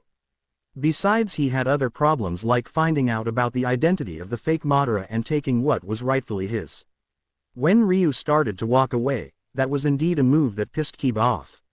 "Hey!" yelled Kiba at the black-clad mystery person who ignored him and just kept on walking. Kiba, I don't think we should pick a fight with him," said Choji as he was a little intimidated by the samurai-like shinobi. Especially that pointy katana he had. "Maybe you should forget about him," suggested Choji. "No, someone's gotta teach this prick some lessons in manners," said Kiba as he stomped off after the man. Akamaru, who no one had noticed till now, just palmed his face. His master was always getting into trouble. Maybe the dog should put Kiba on a leash. Troublesome. "Come on Choji, let's hope he doesn't get into too much trouble or gets himself killed," said Shikamaru as he lazily walked after Kiba with Choji and Akamaru following behind him. Naruto had the Hokage Tower in his sight. Things were going smoothly for him in his mission. He then felt a hand clasp his left shoulder, which also made him stop in the middle of the road, and when he looked back it was Kiba, who was very angry as he was grinding his teeth and his eyebrow was ticking. Thankfully the hood Naruto had on still overshadowed his eyes so nobody could see his Sharingan. The reason why didn't he turn them off is because he was just far too awesome for that. "Hey guy, the first think you should apologize," said Kiba sternly. Ryu couldn't care less, so he was just going to play dumb if that was possible for someone like him. "Apologize for what? Walking on the street," said Naruto. This statement pissed Kiba off some more, and he felt obliged to choke the man for his rudeness and also his thoughts. "We're on the line of this smart ass. You think you're funny, huh?" said Kiba sarcastically. Ryu just responded with another smart ass answer. "No, I think I'm a comedian. I can be quite funny at times," answered Ryu with an annoying smirk. What he said just sent Kiba over the edge, who was barely restraining his anger. Kiba tightened his grip on Naruto's armored shoulder and was digging his Oz into the armor, which was barely scratching it. "Listen here, you will AP," but he was cut off as Ryu got out of his grip by spinning to his back, grabbed his right arm and pinned him to the ground. With his left hand clutching Kiba's skull and his right hand holding Kiba's arm in the air. Everyone that was on the street turned and saw some stranger pinning Kiba on the ground as the Ninken user was currently eating dirt. Holy shit, he's fast. I barely saw him move, let alone flinch. Who is this guy? Thought Kiba as all he could see was the dirty ground below him. Shikamaru and Choji arrived along with Akamaru, where the two shinobi and the ninja dog all sighed at the scene in front of them. Shikamaru was right on the money about Kiba getting in trouble. Troublesome. Mister, could you get off my friend? Whatever he's done, then I formally apologize for it. Troublesome, muttered Shikamaru as this flow situation was troublesome to him. In fact, his while existence was troublesome. Naruto just looked back at Shikamaru and he sighed at the shadow user. He let go of Kiba, who scurried off and rejoined his two friends and dog. Keep your dog on a shorter leash. I have little tolerance for stupidity and ignorance, spat Ryu at the three shinobi. Shikamaru and Choji were taken back by this comment and decided to back down from the fight. Kiba just scowled at his dog comments and growled a little. Unfortunately for him, Naruto heard the growl. Watch it, mutt, before I neuter you, threatened Naruto while leaking a bit of killer intent, which made everyone on the street sweat a little and take a step back in fear. Naruto restarted his trek back to the Hokage Tower, not looking behind him, not bothered to look behind him. Wait, yelled Shikamaru, which was weird because Shikamaru was never a loud person. Naruto halted in his stride and turned to Shikamaru. What's your name? Asked Shikamaru. Ryu Yokaze, said Naruto simply. Deciding he had enough with idiots, Ryu turned his back on the trio of shinobi and continued on his original path towards the Hokage Tower. But Shikamaru narrowed his eyes at him, as if there was something about him that was strange. With the Hokage Tower in sight, Naruto took to the rooftops and he whispered the name of a very useful infiltration jutsu. Maisegakur no Jutsu, hiding with camouflage technique. Naruto disappeared from existence but in fact made himself invisible to the naked eye. Naruto practiced this jutsu with Black Zetsu, who was an amazing sensor and could detect chakra from even lands as far away as the land of water. This caused Naruto's skill with the jutsu to rival that of Miu, the second Tsuchikage, where he was utterly invisible except for the extremely small air current distortion that would happen. Ryu snuck into the tower with relative ease, getting past the Anbu easily, who were busy doing what Anbu did best. He traveled the halls of the tower in relative silence, since it was the only thing that could be able to give away his position, since no one could smell him or sense him, see him, but they could touch him. But with his Sharingan it wouldn't be a problem because of his skill, and you'd be lucky just to find him in the air current distortion. However, Naruto couldn't use this jutsu while in combat, so it was designed more for tactical espionage rather than combat. Then he found the door he was looking for, which led him to his objective, the ninja registration log. He opened the door and tried to hold back sigh of relief since no one was inside. He closed the door behind him and deactivated his invisibility, allowing his form to be viewed. Luckily there was a computer in the room for processing shit. He sat in the chair and hacked into the account. The password was number code D with 4 digits, and with his enhanced vision could see the finer prints on the pad, which had barely passable encryption since they didn't protect their information that well, but since this was the least guarded area in the village, it was to be expected. He narrowed the list of results to any Uchiha disappearances over the last 30 years. Based upon the evidence of the Kyuubi attack 15 years ago, this person had the Sharingan to control the Kyuubi. There was no other explanation since Hashirama Senju was dead and only Nagato could control Biju with his Rinnegan, but the leader of the Atsuki was nowhere near the village during the attack. According Zetsu, he narrowed the field of information with Uchiha disappearances because of the Uchiha massacre at the hands of Itachi. There was only one person that survived, and that was Sasuke, so if there were any survivors they weren't in the village at the time, but it turned out all the Uchiha were massacred, well except Sasuke, but forget about that emo. And this was all too easy. There had only been one real disappearance. Obito Uchiha, said Naruto as he examined the name. He clicked on the profile and an image of Obito appeared. To Naruto he looked like an idiot with those goggles of his, but Madara taught him that looks were deceiving, and his sensei was the prime example. Even though Madara was an old goat, he was still powerful. That was what Naruto couldn't dispute about the mummy sink. When he first started training, he bet the old man could kick his ass back then, but that was different now, since he could have killed the man whenever he wanted at the time. He broke his thoughts over Madara and returned to reading Obito's profile. Died on a mission during the final period of the Third Shinobi World War, trying to rescue teammate Ren Nohara. Was crushed under a rock avalanche by enemy ninja but not before giving his Sharingan to Kakashi Hatake. Naruto gritted his teeth at the man, so that was how Kakashi got the Sharingan. And this Obito Uchiha was a student of Minato Namikaze, Naruto's father. Body was never recovered, presumed to be deceased. So Obito is the fake Madara, but still he must have got out of the rock avalanche and later wouldn't return to Konoha afterwards. What kept him away? Then Naruto heard the click of the door behind him. He erased everything that was on the computer and slid back into his invisibility jutsu. He watched silently within the room as the Hokage's secretary, Shizune, came in and started fiddling with the computer and printing out some documents of some random shinobi.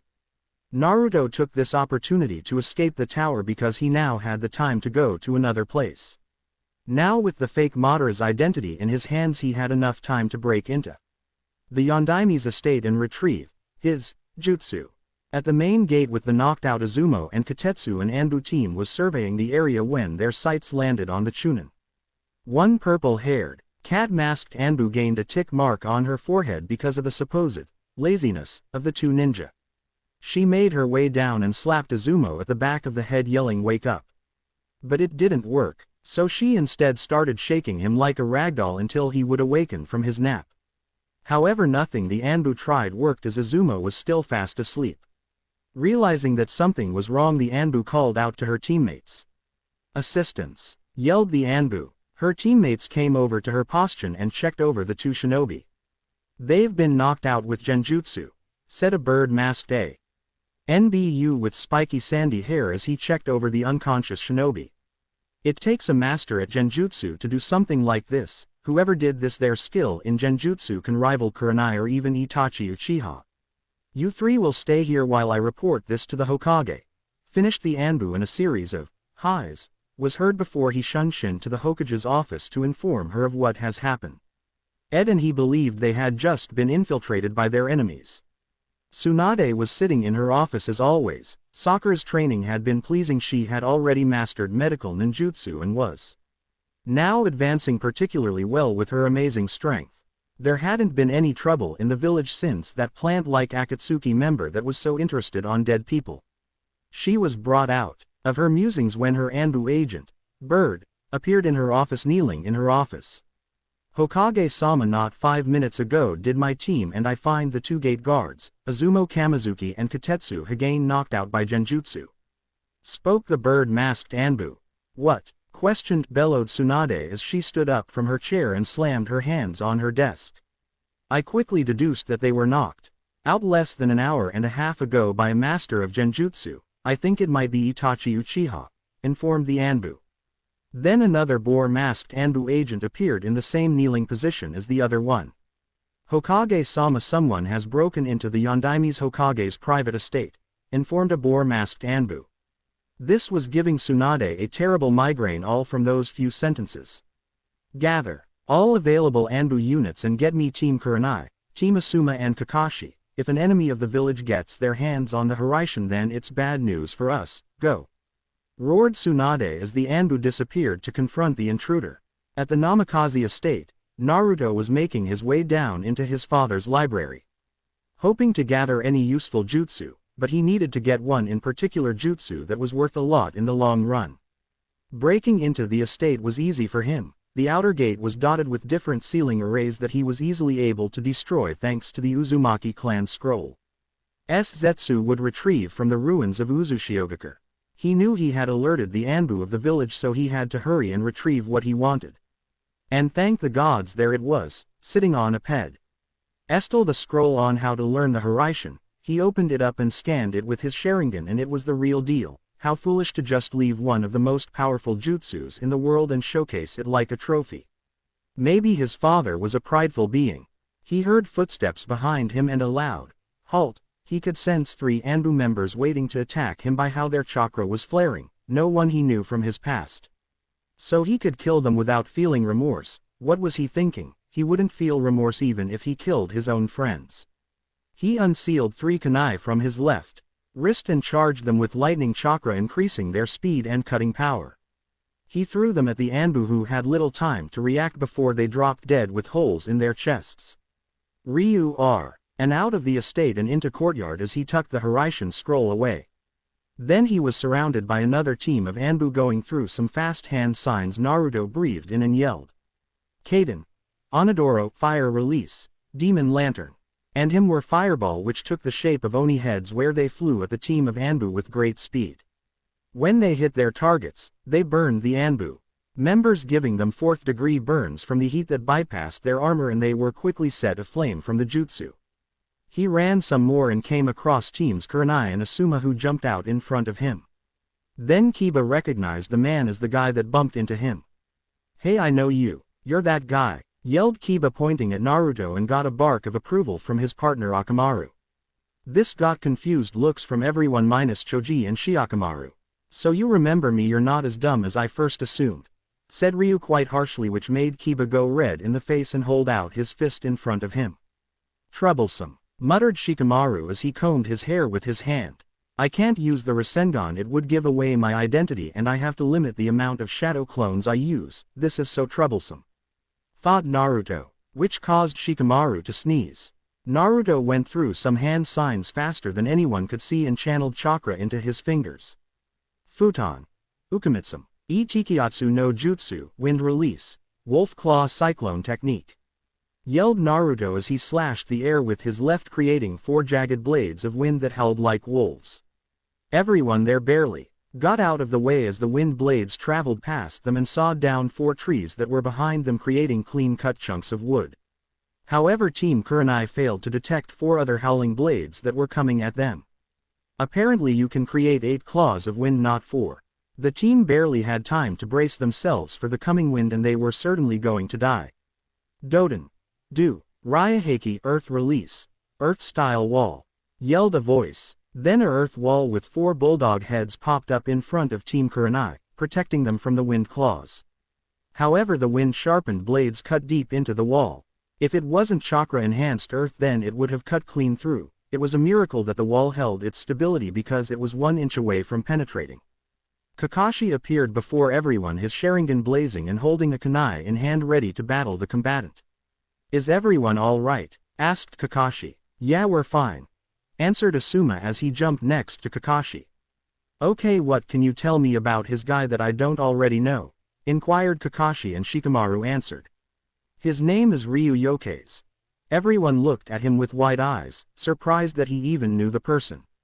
Kiba, Choji and I bumped into him earlier, continued Shikamaru, which made everyone nod their heads in understanding. What we have seen already is that he has a wind and fire affinity. That katana on his back signifies at least expertise in kenjutsu, but other than that we have no idea of his other skills. All of those are correct, however there are a few things that you left out, said Ryu, but he was interrupted as a tree grew behind his back and its branches coiled itself around him. Damn. I was hoping to not reveal my Sharingan, but it looks like I have to if I want to escape this genjutsu, thought Naruto sadly, as if he pitied whoever trapped him in a genjutsu. Kurenai then appeared from the trunk of the tree, a kunai in hand, ready to slit Naruto's throat. Megan. Hyo Tenchi Ten, demonic illusion. Mirror heaven and earth change, thought Naruto as he looked into Kurenai's eyes. Now it was Kurenai who was trapped by a tree. But that wasn't what shocked her, it was the fact that the man before her had the Sharingan, whispered Kurenai. Kurenai then found herself back in her own body, and she turned her head to see Hinata funneling her chakra into her, breaking her from the genjutsu, but she had to relay this new information. It was vital everyone knew about the new development. Everyone, genjutsu doesn't work against him, shouted Kurenai. Why? Shouted Kiba back. Because he has the Sharingan, screeched Kurenai. Evrion was immediately shocked by this, another Sharingan user, but how all the Uchiha corpses were burned so someone wouldn't be able to transplant the Sharingan into their eyes. So how did this guy have it? And who was he really? The wind seemed to react to everyone's shock as it frayed about more frantically. The ch. in length strands that framed the sides of Naruto's face fluttered around, and the strands that fell between his eyes and parted at his nose ruffled a little. His black cloak with flame motifs whipped in the air. Wildy. Yeah, I have the Sharingan, it was a gift from someone important to me, said Ryu Aili. "Oh yeah, and who?" shouted Kiba. "Why does it matter? The person is dead, just like you're going to be soon," said Naruto darkly. He went through some hand signs. Raiden. Raiju Hashiri Paku no Jutsu, lightning release, beast running pack technique. Bellowed Naruto as he held out the palm of his hands as 10 pale wolves made of lightning rushed at the group of shinobi. Naruto was controlling the wolves thanks to lightning chakra connected to his hands, and he was able to control the wolves and have them attack the group of shinobi. Asuma, in gratitude to his quick thinking, saved the lives of his team and Shino by utilizing a wind jutsu. Futon. Kei's Engai no Jutsu, wind release, wind dome technique. Yelled Asuma as a wind dome shielded the 5 shinobi. But the others weren't as lucky. The wolves were sharper than katanas and they easily clawed past everyone else, causing eviscerating damage to all of them. 5 against 10, including Akamaru, wasn't a good number. Whenever they dodged, they were attacked by the striding onslaught of the hounds, and the lightning numbed their bodies, causing them to become slower and their reactions to be slower than they were. How could they escape this? If they didn't escape, they would surely die. Ryu was about to finish them off when a shadow above him caused him to look up, and he was blinded by the light of the sun, where a shadow hovering Biofre it could be clearly seen. Sutenkyaku, heavenly foot of pain, yelled the shadow. Naruto cancelled his jutsu and with his Sharingan narrowly dodged the chakra-enhanced falling axe kick that would have probably crushed his skull. Dust instantly filled the area. It was so thick that only a Hyuga's Byakugan could see through it. Naruto was unfazed by the dust stinging his eyes as he just watched the handiwork of someone he used to call Ba-chan. When the dust cleared, it revealed the silhouette of Tsunade Senju, the Godime Hokage. Naruto would never forget about that monstrous strength anytime soon. But he just smirked. This day turned out to be quite entertaining and made his day all that more interesting. "Who are you? And why did you attack my ninja?" spoke Tsunade with a voice that proved she was worthy of being a leader. Naruto just smirked. Weren't they the ones that attacked him? He couldn't remember. Deciding to use psychological warfare, he knew of the perfect way to get under her skin and make her lose focus. "Is that all you got? A simple strong axe kick," said Ryu, which caused a frown to appear on Tsunade's face. "I understand that in your old age, you're not as strong as you once were, but I didn't know old age had gotten to you this bad. In fact, I think to see a gray hair or two and maybe a few wrinkles," commented Naruto. Every man in the world silently grimaced for their fellow male for making such a stupid comment. Tsunade's eyes were overshadowed by her hair, and flames of righteous female fury were flickering off her form and scorching the ground. "Anbu, execute him on the spot," thundered Tsunade. Multiple Anbu that were hidden in the trees jumped out and drew their katanas on the samurai-like man. Naruto unsheathed his own katana and channeled his wind affinity through it, marker it a lot sharper. The Anbu soldiers didn't stand a chance as their own katanas were cut in half, and they soon joined the weapons as they were cleaved from the chests to their shoulders, their blood staining the grass they were standing on. Those had witnessed it were shocked at the power this man had as he was taking on the Black Ops as if they were genin, and to add on some wood the pyre, he had the Sharingan, which made him even more deadly, as he could clearly see their moves clearly. Then Ryu heard the sound of whistling as 2 green blurs attacked him, saying, "Dynamic entry." If it wasn't for the pronged bracers that Naruto was wearing, protecting him, he'd probably have some broken bones in his arms, which was in Naruto's mind not a good development. Naruto flew back a few meters away and his feet shaved the ground as he regained his footing. "Well, if it isn't the freak with the large eyebrows and his mini clone," said Ryu scornfully with that annoying smirk of his. This caused Guy and Lee to frown at the nicknames the man gave them. They soon fell into their respective taijutsu stances, ready to combat the man. "Come Lee, let us fan our flames of youth, and show our adversary what it's like to fight taijutsu masters," said Guy.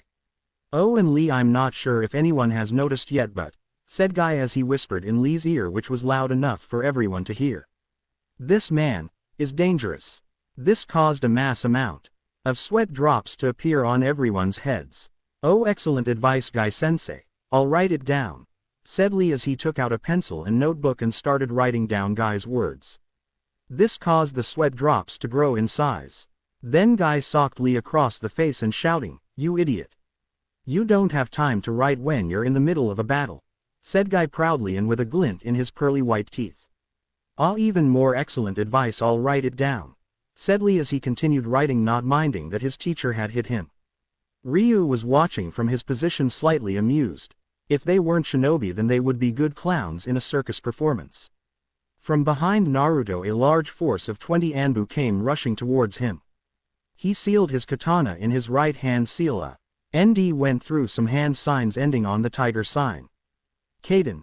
Bakufu Ranbu, fire release, blast wave, wild dance, shouted Naruto as he expelled fire from his mouth, creating a massive spiraling fire vortex. The Anbu were trapped within the vortex of intense heat and flames. They had nowhere to go or they would be burned by the intense holocaust. When Ryu ended his just you, he saw all the destruct. Chion he created, only the ashes of the Anbu were left.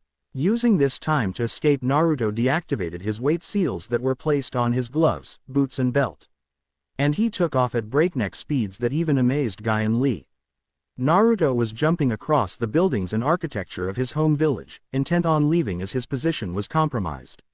One more Anbu soldier appeared in front of him with kunai in hand, but Naruto went through some hand seals to quickly silence his life. Raiden. Hekarekurayan Shuj Kiha, lightning release, thunder lion shockwave, yelled Naruto as he held his hand as a wave-like vortex made of lightning with the head of a lion in the center hit the Anbu head on as the unfortunate shinobi was obliterated by the lightning. Ryu continued running out of the village without any interference. Maisegakur no Jutsu, thought Naruto as he disappeared while running through the village. The Konoha forces that were chasing after him lost his presence not long after he used his jutsu because of the invisibility it offered him. Tsunade watched as the black-clad man vanished from everyone's sight. The last thing she saw was the symbol on the back of his coat. The image was a battle-ready black dragon, eager to accept any challenge. Kuro Ryu, Black Dragon, she said within her mind as the dragon symbol disappeared along with the person wearing the coat.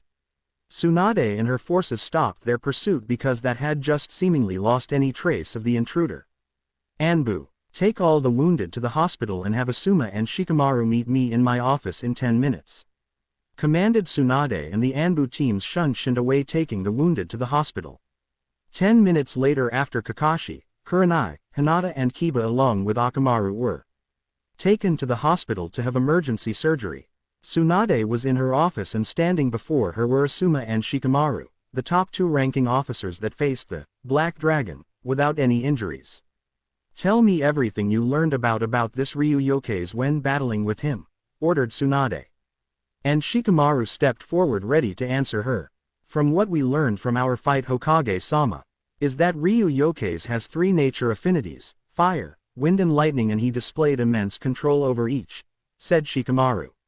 He also seemed adept at genjutsu as he used the Kyo-ten Kai-ten against Kurenai-sensei with relative ease, but I'm not sure if he did that himself or the Sharingan did it for him. Oh, and yeah, he has the Sharingan, said Shikamaru. But everyone in the room hot, he just said he had the Sharingan. Then Asuma stepped forward and he took a drag out of his cigarette.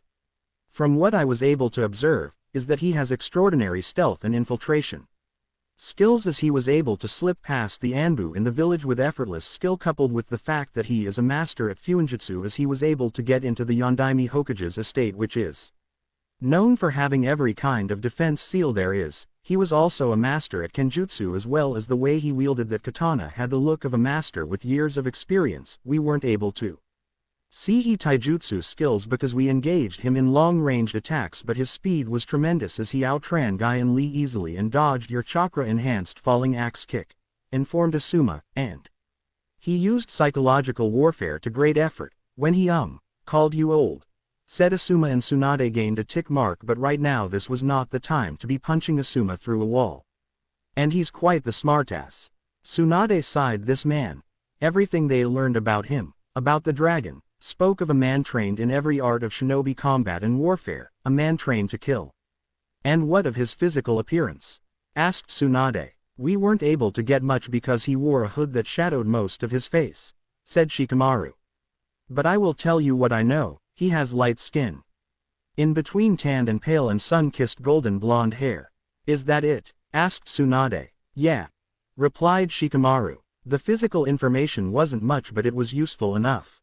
Okay, I will be adding Ryu Yokeis into the bingo book immediately. Since he was able to kill numerous Anbu and critically injure Kakashi, I will be placing him as a high-ranked shinobi in the bingo book, said Tsunade. Shizune called Tsunade to her assistant, and Shizune came running into the room with a frantic look on her face. Yes, Tsunade-sama, asked Shizune. Create a profile on everything we have collected on Ryu Yokeis, commanded Tsunade as she folded her arms under her sizable bust. Yes, Tsunade-sama, acknowledged Shizune. Tsunade let her thoughts wander. She was just hoping that Ryu Yokeis didn't acquire what she hoped he didn't acquire. A few days later, Zetsu was reading the latest update on the Konoha's bingo book. But only one shinobi really caught his attention. Name: Ryu Yokeis. Title: Kuro Ryu, Black Dragon. Gender: male. Ninja rank: S rank. Age: unknown. Physical description and clothing: light-skinned and sun-kissed golden hair. Wears black samurai-like armor and a black coat with bright red flame motifs on the tattered edges, along with 6 magatama on the cloak's collar and light blue rope belt. Has a symbol of a black, battle-ready dragon on the back of the cloak.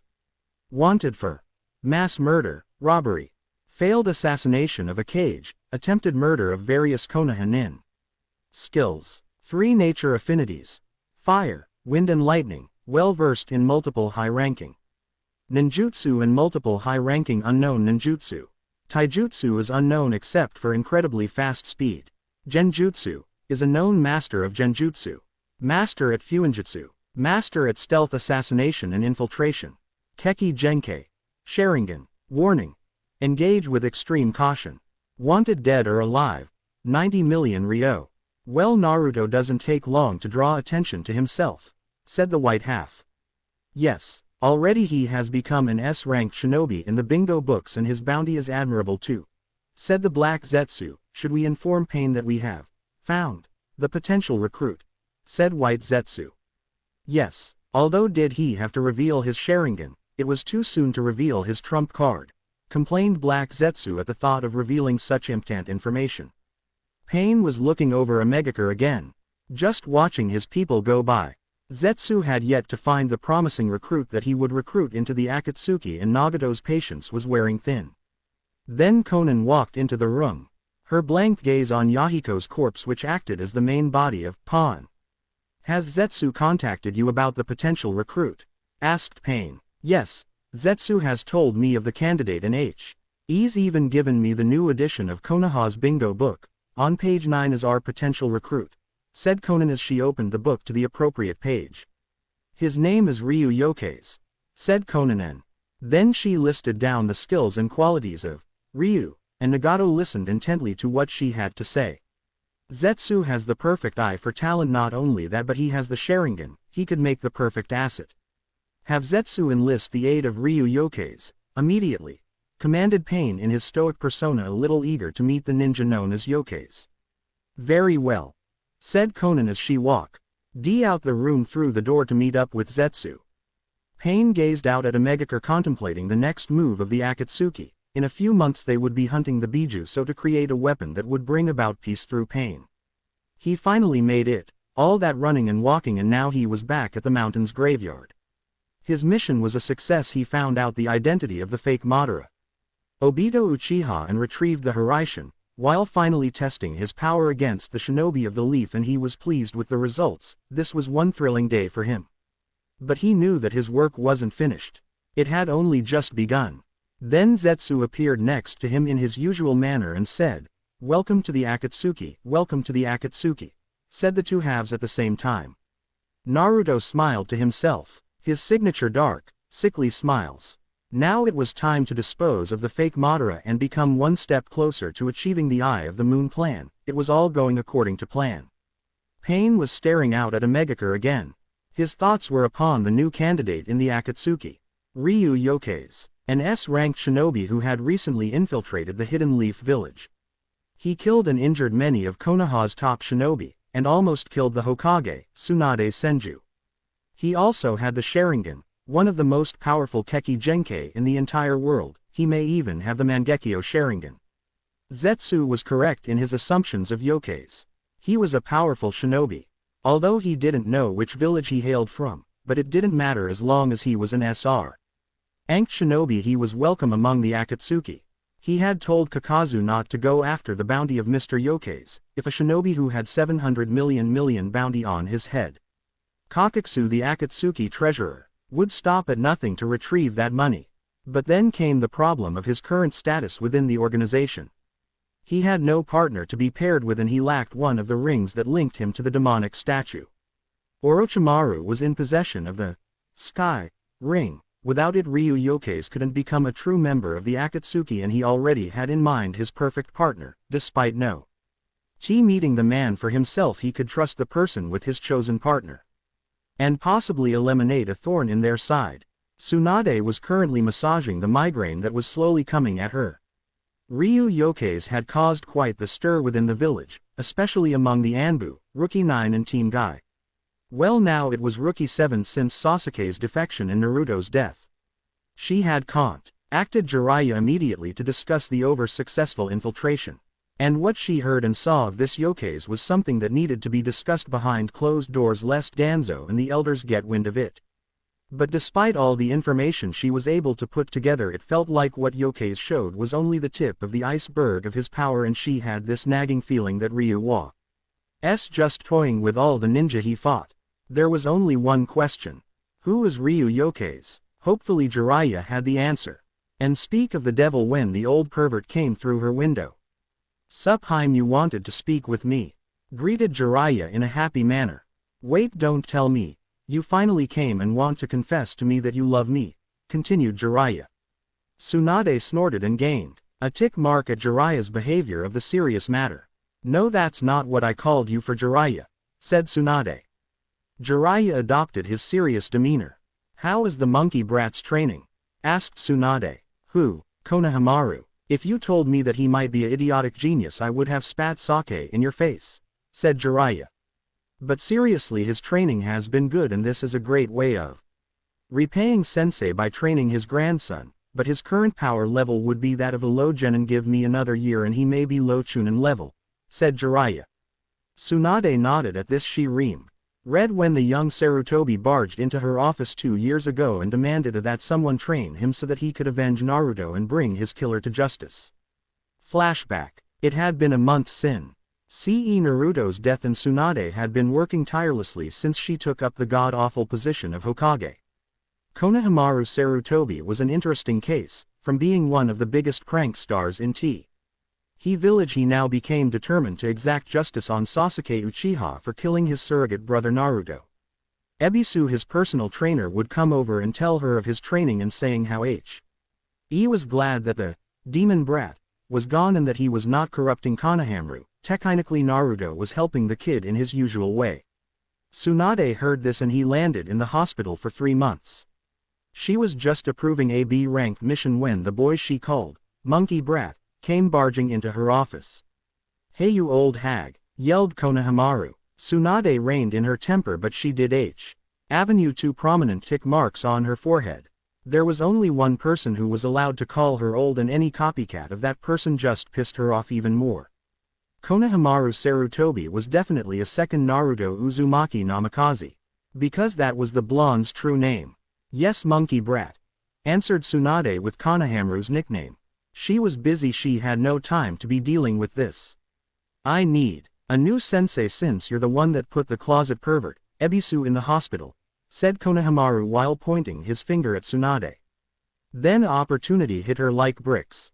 "Well, there happens to be a certain shinobi that can take you on as his apprentice," said Tsunade with a glint in her eye. "Yahoo!" asked Konohamaru. If this guy was a better teacher than Ebisu, then he would not use the sexy jutsu again. "You can find him at the hot springs, can't miss him," said Tsunade. Konohamaru walked out of the office and went on his way to the hot springs. Flashback end. Jiraiya took Konohamaru on a training trip, thereby killing 2 birds with 1 stone. The hot springs were safe from the world's biggest pervert, and she got an annoying brat out of her hair. Tsunade back to the real Asan, why you called me back to the village? said Jiraiya. Tsunade was about to answer when the very people she didn't want to see walked into her office. Danzo and her personal advisors. Hokage-sama, we need to talk, said Koharu Utatane. Just great, as if I had enough to deal with, thought Tsunade. We received reports that the village had been infiltrated, again, said Danzo. In his mind, Danzo didn't believe that Tsunade was competent enough to be Hokage, like her predecessor Hiruzen. The Sandaime should have given Danzo custody of the Kyuubi container the moment the beast was sealed in. He should have given the last Uchiha as well to undergo emotional training and become a tool of the village loyal to him. Yes, that's why I called Jiraiya here as well, said Tsunade. Wait, Haim. Someone snuck into the village, inquired Jiraiya. Tsunade nodded at him and began to elaborate. 1 week ago an assailant penetrated the defenses of the Leaf. His name was Ryu Yokaze, started Tsunade. He was able to pass by the detection barrier and knocked out 2 Chunin stationed at the main gate of the village, and yet he wandered around the village as if he was a citizen. We are current Why unaware if he had an ulterior motive, but he was after what we believe is the Hiraishin no Jutsu of the Yondaime Hokage, informed Tsunade. And was he able to get the Yondaime's jutsu? Asked Danzo. We believe so, but we don't know. No one has been inside the Yondaime's estate ever since the Kyuubi attack 15 years ago, and the only person that was allowed in was the Yondaime's stated heir, replied Tsunade. But the Yondaime had no heir. Tsunade, what you are spouting is nonsense and flawed information, spat Danzo. The old Warhawk had been trying for years to get the Hiraishin foe. His root program, but Sarutobi always denied him and he couldn't get into the estate to begin with. Then you obviously don't remember the hospital incident 2 years ago, when a member of the Akatsuki ran a blood test at the hospital, said Jiraiya. That was Naruto's blood, they were scanning it since he was Minato's heir. Impossible, screeched Koharu. There is no possible way that the demon brat is the son of the Yondaime. Jiraiya pointed his finger to the picture of the Yondaime hanging up on the wall. The elders saw it, the resemblance between Naruto and the Yondaime, but they used to believe all the evidence that was in front of them. You can't dispute all the evidence, and we also have a birth certificate and we can always show the recording from 2 years ago, said Jiraiya. The elders had to accept the fact that Naruto was the Yondaime's son. In Minato's will it stated that Naruto would inherit everything from his father when he turned 18, including the Hiraishin, and if any of Naruto's children, should he have any, would receive the same benefit, continued Jiraiya. But since Naruto is dead, there is no one to claim the inheritance. It is just void at the moment, finished the Toad Sennin. Then you should give me the inheritance. I can put everything within the Yondaime's library to use, suggested Danzo. This was his last chance to get his hands on the Yondaime's signature jutsu. No, said Tsunade. Danzo scowled at the Shodaime's granddaughter. In the will it was never mentioned that any of the Yondaime's jutsu would go to the village, so the estate and all its contents will be just an old ruin. But let's get back to the original reason why I called Jiraiya here and not you three, spoke Tsunade as she glared at the elders. Ryu Yokaze was able to sneak into the village, kill multiple Anbu and injure several clan heirs and top Jonin. We are unsure if he was contracted to do this or he was here on his own free will, but what we did discover was. But she interrupted by Jiraiya. Wait, Haim, who is this Ryu Yokaze? Queried Jiraiya. I'd thought you would have some information on this person, said Tsunade. Sorry, Haim, never heard of the guy before, answered Jiraiya. So could you update this guy on me? Ryu Yokaze is a now wanted S-rank ninja. His background is unknown. His age is unknown. We didn't see any scratched out HEA.D band or any headband signaling ninja allegiance, and he didn't use any skills that samurai are known to use. As a person he is a complete unknown, but we were able to get a few things on him when he attacked our shinobi. You should look it up in the bingo book, notified Suant. He accessed the village and killed several high-ranking Anbu, and quite possibly has the Hiraishin, continued Tsunade. It's like this person fell out of the sky. He is just a complete mystery. This is bad, Haim. We need to be careful around this Ryu Yokaze, warned Jiraiya. Yokaze also has the Sharingan, informed Tsunade.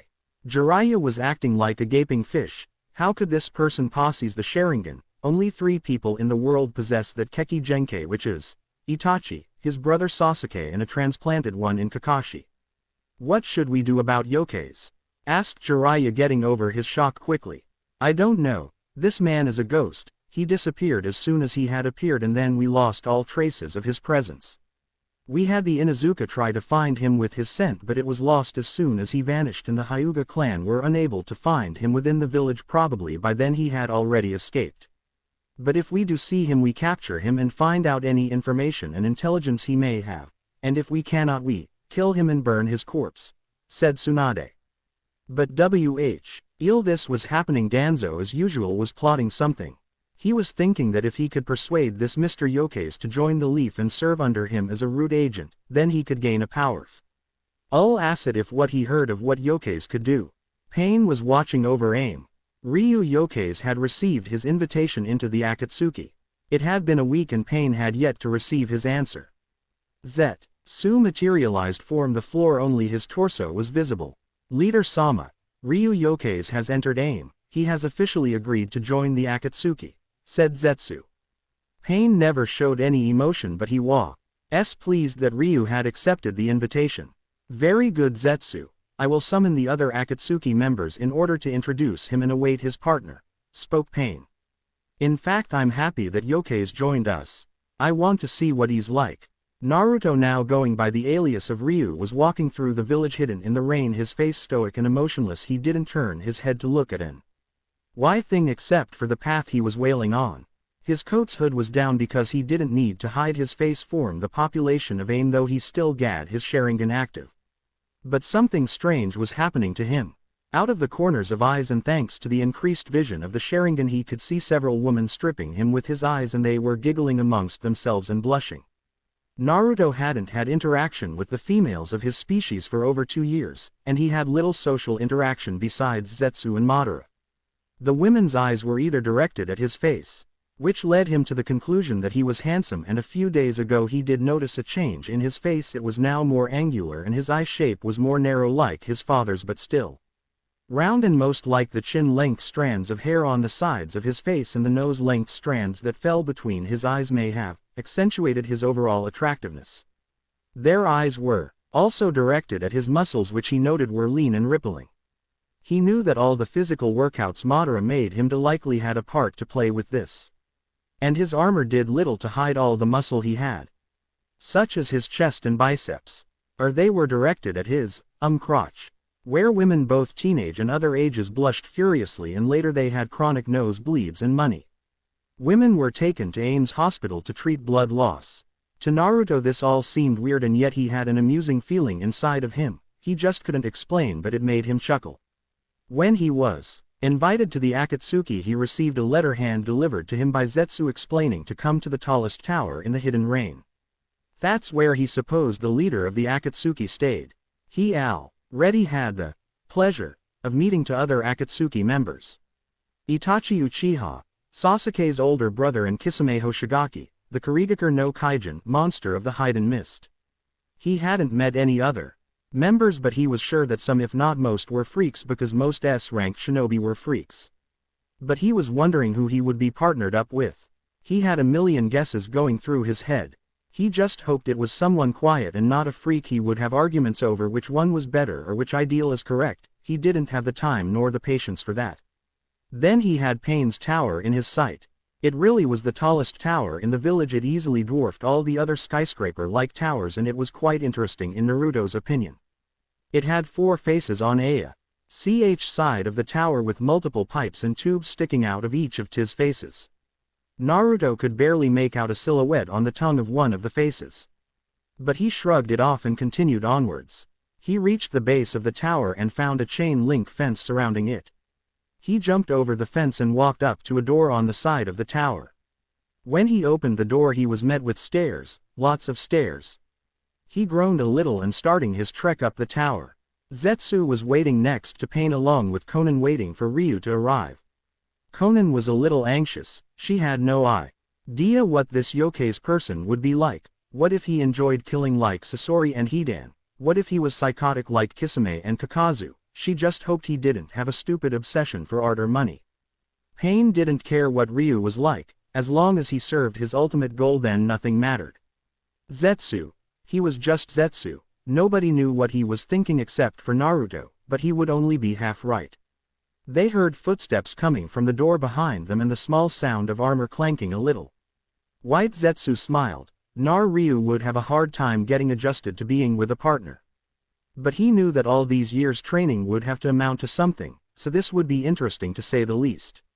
Black Zetsu couldn't smile, but he was in a way excited for Ryu's reaction to working with a partner. The door opened and the trio saw a man clad in black. He had black leather armor that hugged his form quite nicely. He had black prong pauldrons on his show elders and black pronged bracers and black clawed gloves. His boots were unique, for he had silver claws on the toes and sharp spurs on the back of the heel. He wore a light blue rope belt with the ends of the belt hanging between his crotch and right leg and ending down below the knee. He also had a black sleeveless coat with the edges tattered along with bright red flame motifs on the edges and the kanji for Kuro Ryu, Black Dragon, on the back. The coat also had a hood and a long collar with 6 silver magatama on each collar. He also had a long katana held by a sheath on his back with a light blue rope on the hilt that was 23 inches. His face was narrowed and he had golden spiky hair that ended in a low ponytail. He also had chin-length strands of golden hair that framed the sides of his face and nose-length strands that fell between the eyes and parted at his nose. He had narrowed eyes that were slightly rounded with a pair of blood-red Sharingan in each eye. Overall, the man was extremely handsome. If he wasn't a shinobi, he'd be a great male model. Konan found herself blushing a little when her eyes traveled downward towards his man package, and in her opinion he was quite big. Both Zetsu and Pain didn't notice the stain of pink on her cheeks.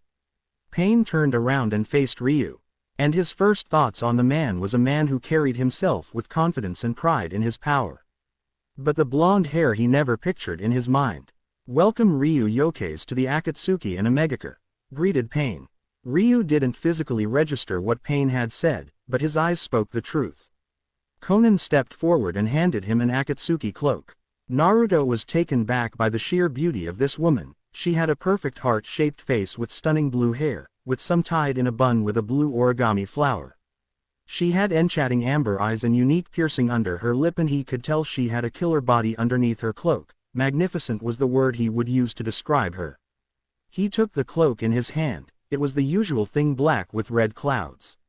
Ryu took the cloak off Konan's hands, but he never noticed his gloved hand touch hers momentarily, where a spark seemed to set off between the two. Konan blushed a little while Naruto hid his expression. Years under tutelage of Madara allowed him to control his emotions quite well. Naruto slipped the cloak over his body and readjusted his katana sheath. The cloak fit him perfectly and you could still see his ankle-length coat. "Now Ryu, I will be teaching you a jutsu that will allow us to communicate with the rest of the Akatsuki," explained Pain. "You only require the Ram seal and you only say the jutsu's name."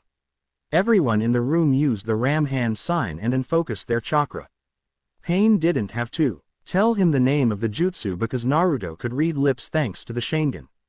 "Gentoshin no Jutsu, magic lantern body technique," chanted everyone in the room. They then found themselves in a dark cave-like room with a burning lantern in the middle. Naruto noticed that his body had an astral rainbow look, and the only thing that didn't appear like a rainbow was his eyes and the red clouds on his cloak. He also noticed that Pain, Zetsu and the unknown blue-haired woman, unknown to him, were also with him. Then 6 other astral bodies appeared. 4 of these bodies he didn't recognize.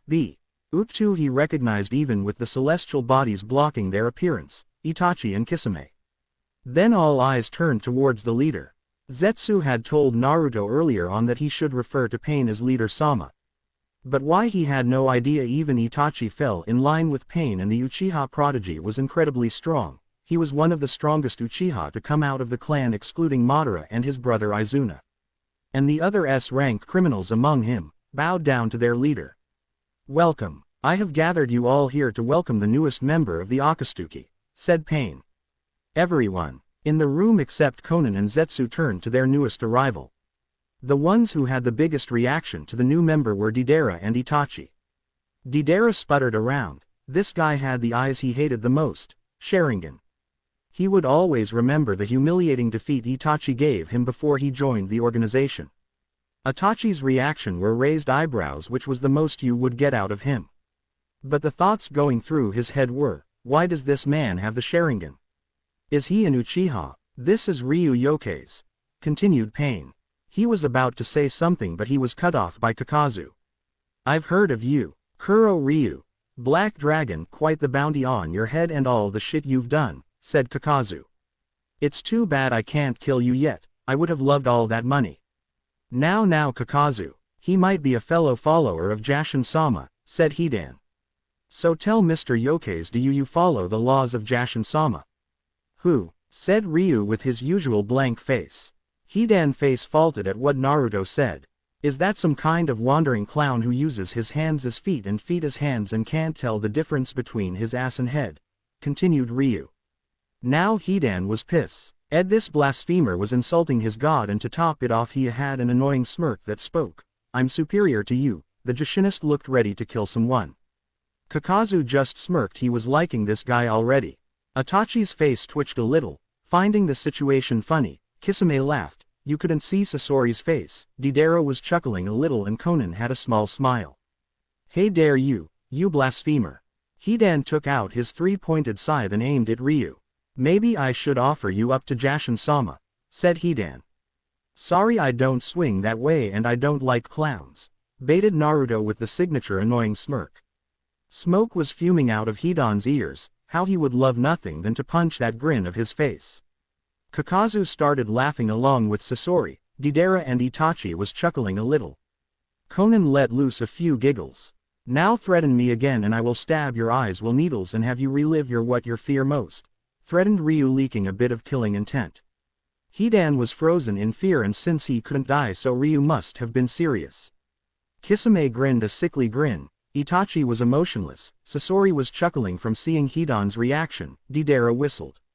And Kakazu was smirking at the mental image he was able to conjure up. But there was still some questions that needed to be answered. Hey, tell me something, Ryu. My man, how do you have those infernal eyes? Asked Deidara. Even though he hated the Sharingan, he liked Ryu despite only knowing him for a few minutes. They were a gift, answered Naruto. You asked how I have these eyes, not who or when I got them, so. No. More questions about my Keki Genkai, threatened Ryu darkly. Deidara seemed to shrink in size at the piercing glare he was getting from Ryu. He made a mental note not to piss him off. May I ask, Ryu? Said Sasori, gaining Naruto's attention. What do you think of art? Asked Sasori. Before Naruto could answer, he was cut off by Deidara. Why would Ryu, my man, be interested in your art, Sori? My man, protested Deidara. True art is a spur of the moment, watching it dazzle the sky and in a bang it is gone. That is true art, I don't think. I asked you on what your paltry version of art is. Deidara, spoke Sasori. Besides, true art is eternal beauty, making it last forever, preserving it through the ages. That is the only way art can be appreciated. Ryu coughed, gaining the two bickering artists' attention. My version of art, is that what you said? What was it, Sasori? Asked Ryu. Yes, what is your art? Asked Sori. Ryu contemplated this for a while. He never really thought of anything outside training and his ultimate goal. He then looked over at Konan and he truly found his answer. Art is enjoying one's passion in the company of another. This kind of art is temporary, but it's far more enjoyable and pleasurable, answered Naruto. Deidara and Sasori were intrigued, so was everyone else in the room, especially Konan. Good. Since we have introduced each other, it's time for missions that the Akatsuki have been contracted to undertake. I will relay these missions later, spoke Pain. He turned to Yoke's. Ryu, I am aware that you lack a partner within the organization, so you will be paired with Konan, said Pain. Konan widened her eyes at this because she never expected to be separated from Nagato. Ryu didn't really care so long as they could work together. He had no qualms. Your first mission as a partners will be to retrieve Orochimaru's Akatsuki ring. Assassinating him is secondary and only when the opportunity presents itself. Continued Pain. Nagato knew of Ryu's skills as a master of stealth. If he was able to sneak into Konohagakure, then Orochimaru's base wouldn't be that hard. Now go. Naruto Hen found himself back at the dreary tower again. He saw Zetsu standing around being Zetsu. I will try to find Orochimaru's base. All I know is that it is hidden near Kusagakure. Goodbye, said Zetsu as he shifted within the ground. Ryu looked over to Konan and saw her fidget around uncomfortably. She wasn't expecting this. Konan had mixed feelings at the moment. She knew why Pain teamed her up with Ryu, but she felt a little uncomfortable around him, but she didn't want to be separated from Nagato. Then her mind caught up with her and she put on her neutral demeanor. I will meet you at the entrance to the village in half an hour, spoke Konan. Ryu nodded and left the tower heading for the entrance. He was at the gate of the village and there wasn't anyone around, until Zetsu appeared. You got quite a good catch, Naruto, teased White Zetsu. I mean, she's hot like amazingly ho. White Zetsu would have continued if it wasn't for the deathly glare he got from the Sharingan-wielding blonde. He hated when Zetsu was like this. White Zetsu, said Naruto. The white half shivered a little at the glare he was receiving. How do you picture your death? Asked Ryu. Stuttered Zetsu. Do you want me to choose your death for you? Asked Naruto as he put on a curious expression. I'm pretty sure that can be arranged. White Zetsu cowered while the black half was chuckling. Naruto just made the white half a little just by looking at him. I will try and find Orochimaru's exact location near Kusagakure, however it will take 3 days before that happens, said black half as the plant thing sinked into the ground.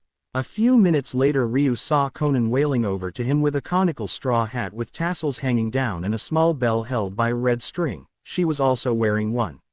Here, she said as she presented the straw hat to him. He took it from her hands and placed it on his head. It was quite comfortable. Thank you, said Ryu. Konan blushed a little but quickly forced it down. They both began to walk towards Kusagakure, which geographically wasn't very far. They walked for a few hours in silence, agonizing silence. So Ryu decided to start up a conversation. So have you ever met Orochimaru in person? Asked Ryu, and he knew it was a bad question. Konan never expected Ryu to talk to her anytime soon. But she decided to answer. No, I have never met Orochimaru in person, answered Konan. And I don't particularly want to either. Naruto didn't say anything because there was no point in wondering why. There is an inn 25 kilometers from our position. We should rest there for the night, do you agree? Said Ryu. I do agree. We won't be able to follow the path in Zetsu's directions during the night, she said. Naruto never expected her to be so cooperative. He thought she was going to make his life difficult by overriding his authority and her always taking the lead and listening to her. This was amusing to him, but he mistakenly let a chuckle escape his lips. Something which Konan heard. Something amusing, she stated. I find it amusing that you are not what I expected you to be, replied Ryu. Konan raised her eyebrow at the blonde in confusion. And what did you expect me to be? She queried. She was interested in knowing what he thought. I expected a strong, confident woman, and yes, she truly is what I expected. Konan blushed at the compliments aimed at her. But I also expected a woman who would override my authority or follow her own lead, and only she chooses the decisions in, example, what road we should take. Konan didn't know if she should frown or scowl. They now had the inn within their sight.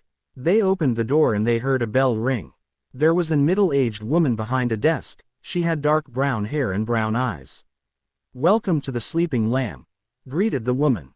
Ryu removed his hat and held it within his hand. The woman at the counter blushed heavily. Was this guy a male model? But his eyes were a little strange. Konan walked up next to him and also removed her hat. We require rooms for the night and food as well will be good, said Konan neutrally. The woman turned her attendee onto her and nodded, but also gave off a hint of jealousy.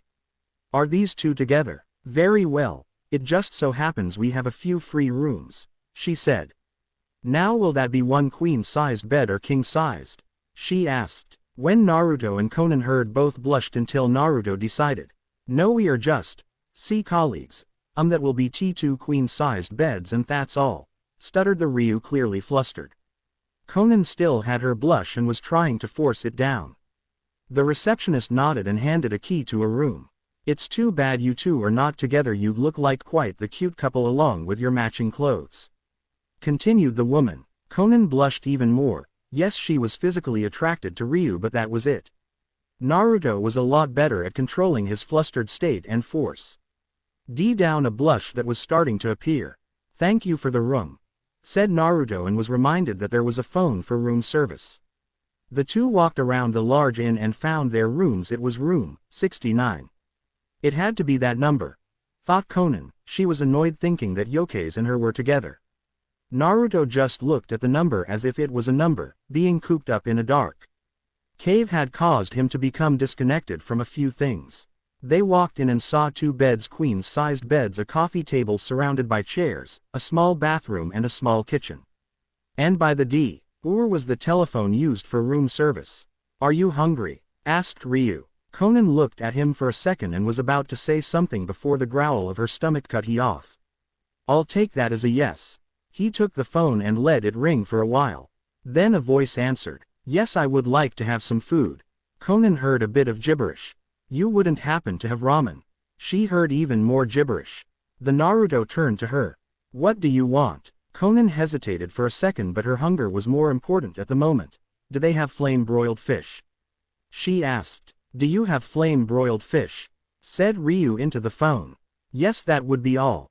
He put the phone down and sat on one of the beds. "The food will be here in half an hour." Konan sat down on the opposite bed. "I think we should get to know each other," said Ryu out of the blue. Konan looked at him curiously. "I want us to be able to work together. We don't have to like each but understanding each other's HTING style and among other things will encourage teamwork, and not get us killed at the same time," explained Naruto. "I will start first. I use all combat ranges ranging from long to close quarters combat. Though I prefer close quarters, I am very ninjutsu heavy and sometimes I use genjutsu. I like to mock my opponents so they can lose focus and make mistakes, and I prey upon those mistakes and finish them off my opponents." Konan was perplexed that he was willingly giving her information about him. She sighed knowing that he was correct.